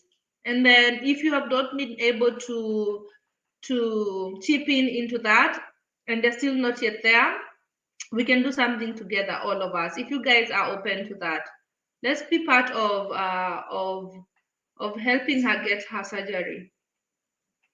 In this life, you'll never be able to please people. Yes, Carol, definitely. Definitely. Just do your thing. Do whatever you want to do. Yeah, people will judge you anyway. Yeah, regardless. People will always judge you. Regardless. Even if you get and if you get, I know someone I know that got 3 kids when we just finished high school and people talked like forever. They are still talking. Weißt du, andersrum hätten sie über dich geredet, dass du schon viel zu früh Kinder hast, hast dein ganzes Leben versaut. Ja. Jetzt hast du viel zu spät Kinder, das kann gefährlich sein, weißt du, das ist immer falsch. Ja, oder du hast jetzt viel zu viele Kinder. Ja, du musst einfach dein eigenes. Yeah, just do your own thing. Nächstes Jahr kriegen wir Kinder. Okay. Do your own thing, guys. Whenever you're ready, it's okay. You know something else that people don't understand? I came to Germany, and I'm not trying to explain this, but I came to Germany, and like I've always told you guys, it took me a whole 5 years to just settle down. 5 years to just start earning and settle down. And I came to Germany when I was 24. So 24 plus 5 to settle down to a point where you can just now, you have a normal life in one place, because I was an au pair here, au pair there, FSCOT here, voluntary work here, going to nursing school. And all of that took 5 years to settle down. And then by the time you settle down, you don't have a man yet, and you're 29. And then by the time you get to know your man and you get to know each other, time is going. You cannot just do someone and get a child tomorrow. So people think like I just decided I'm not going to get a kid and they just start coming for me. No. Everybody's process is different. Life process. They're close to target for baby Aya. Yes, Carol Wanjiko. If you are here and you have not been in any group or in any live stream that was fundraising for baby Aya, we'll do that together. We'll do that the day after tomorrow, because tomorrow I cannot go live. come prepare the day after tomorrow on the live stream and give whatever you can give. Let's give to baby Aya whatever you have, even if it's 10 euros, even if it's 5 euros, even if it's 500 Kenyan shillings, whatever you have. Let's put our money together and add on to that. Baby Aya needs all of us. That's a lot of money that they need. They need a lot of money for her surgery, and people have been helping out. And I saw some live streams, and I thought that was a very good idea. But I was on the transit from Kenya to Germany, and I thought when I come here, because I know that's a lot of money, so they still need a few more, maybe 1 or 2 days, who knows? And we'll be part of that the day after tomorrow. Please let me know if you're able to do that, and come the day after tomorrow prepared with whatever you have, so that we can put it together and send it to baby Aya's for baby Aya's surgery. So let me go, guys. 1 more minute and then I'm gone. Tell me, do you have anything else you want me to add on to that? I'm so glad that you guys stayed with me 3 hours now. I missed you so much. I was trying to be very real with you, so forgive me if it sounded uncomfortable for you. I hope you liked it regardless. And I'm going to be 1 minute.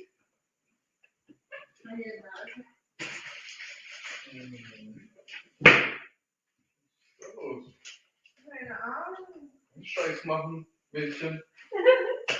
Was für Scheiß? Ja, noch Scheiß werden.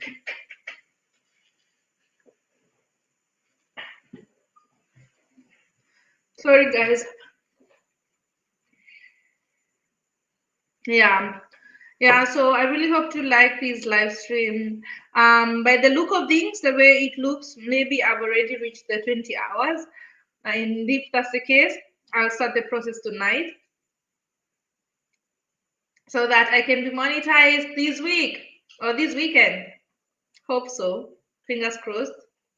My dear says, let me sleep. Trudy is calling me tomorrow. Yes, Laila, we are also going to sleep. So, guys, let's go to sleep with Laila. Oh, no, let's all of us. Thank you so much, guys, for being here. I love you so much. Thank you for your support. I really appreciate it. So if you have any other requests, you want us to continue with the normal live streams where we have guests and we interview people and we do stuff for people, or, we have games, or we have, those kind of live streams, let me know. And then we'll continue doing that as per usual. So expect the travel vlogs or the vlogs from Kenya this week. Or this weekend, I'll be posting one a day, every other day. The day after tomorrow, we raise some money for baby Aya. Even if they'll have already raised, got to the target, I know that even after surgery, they're going to need something. So we'll just send whatever we'll have to baby Aya. So thank you so much, guys. I missed you so much, and I hope to see you very soon. How I pray that you get monetized. Me too, Carol. Thank you so much for your support, guys. You've been here the whole time supporting me. I'm also looking forward to be monetized. We are there, guys. We are almost there.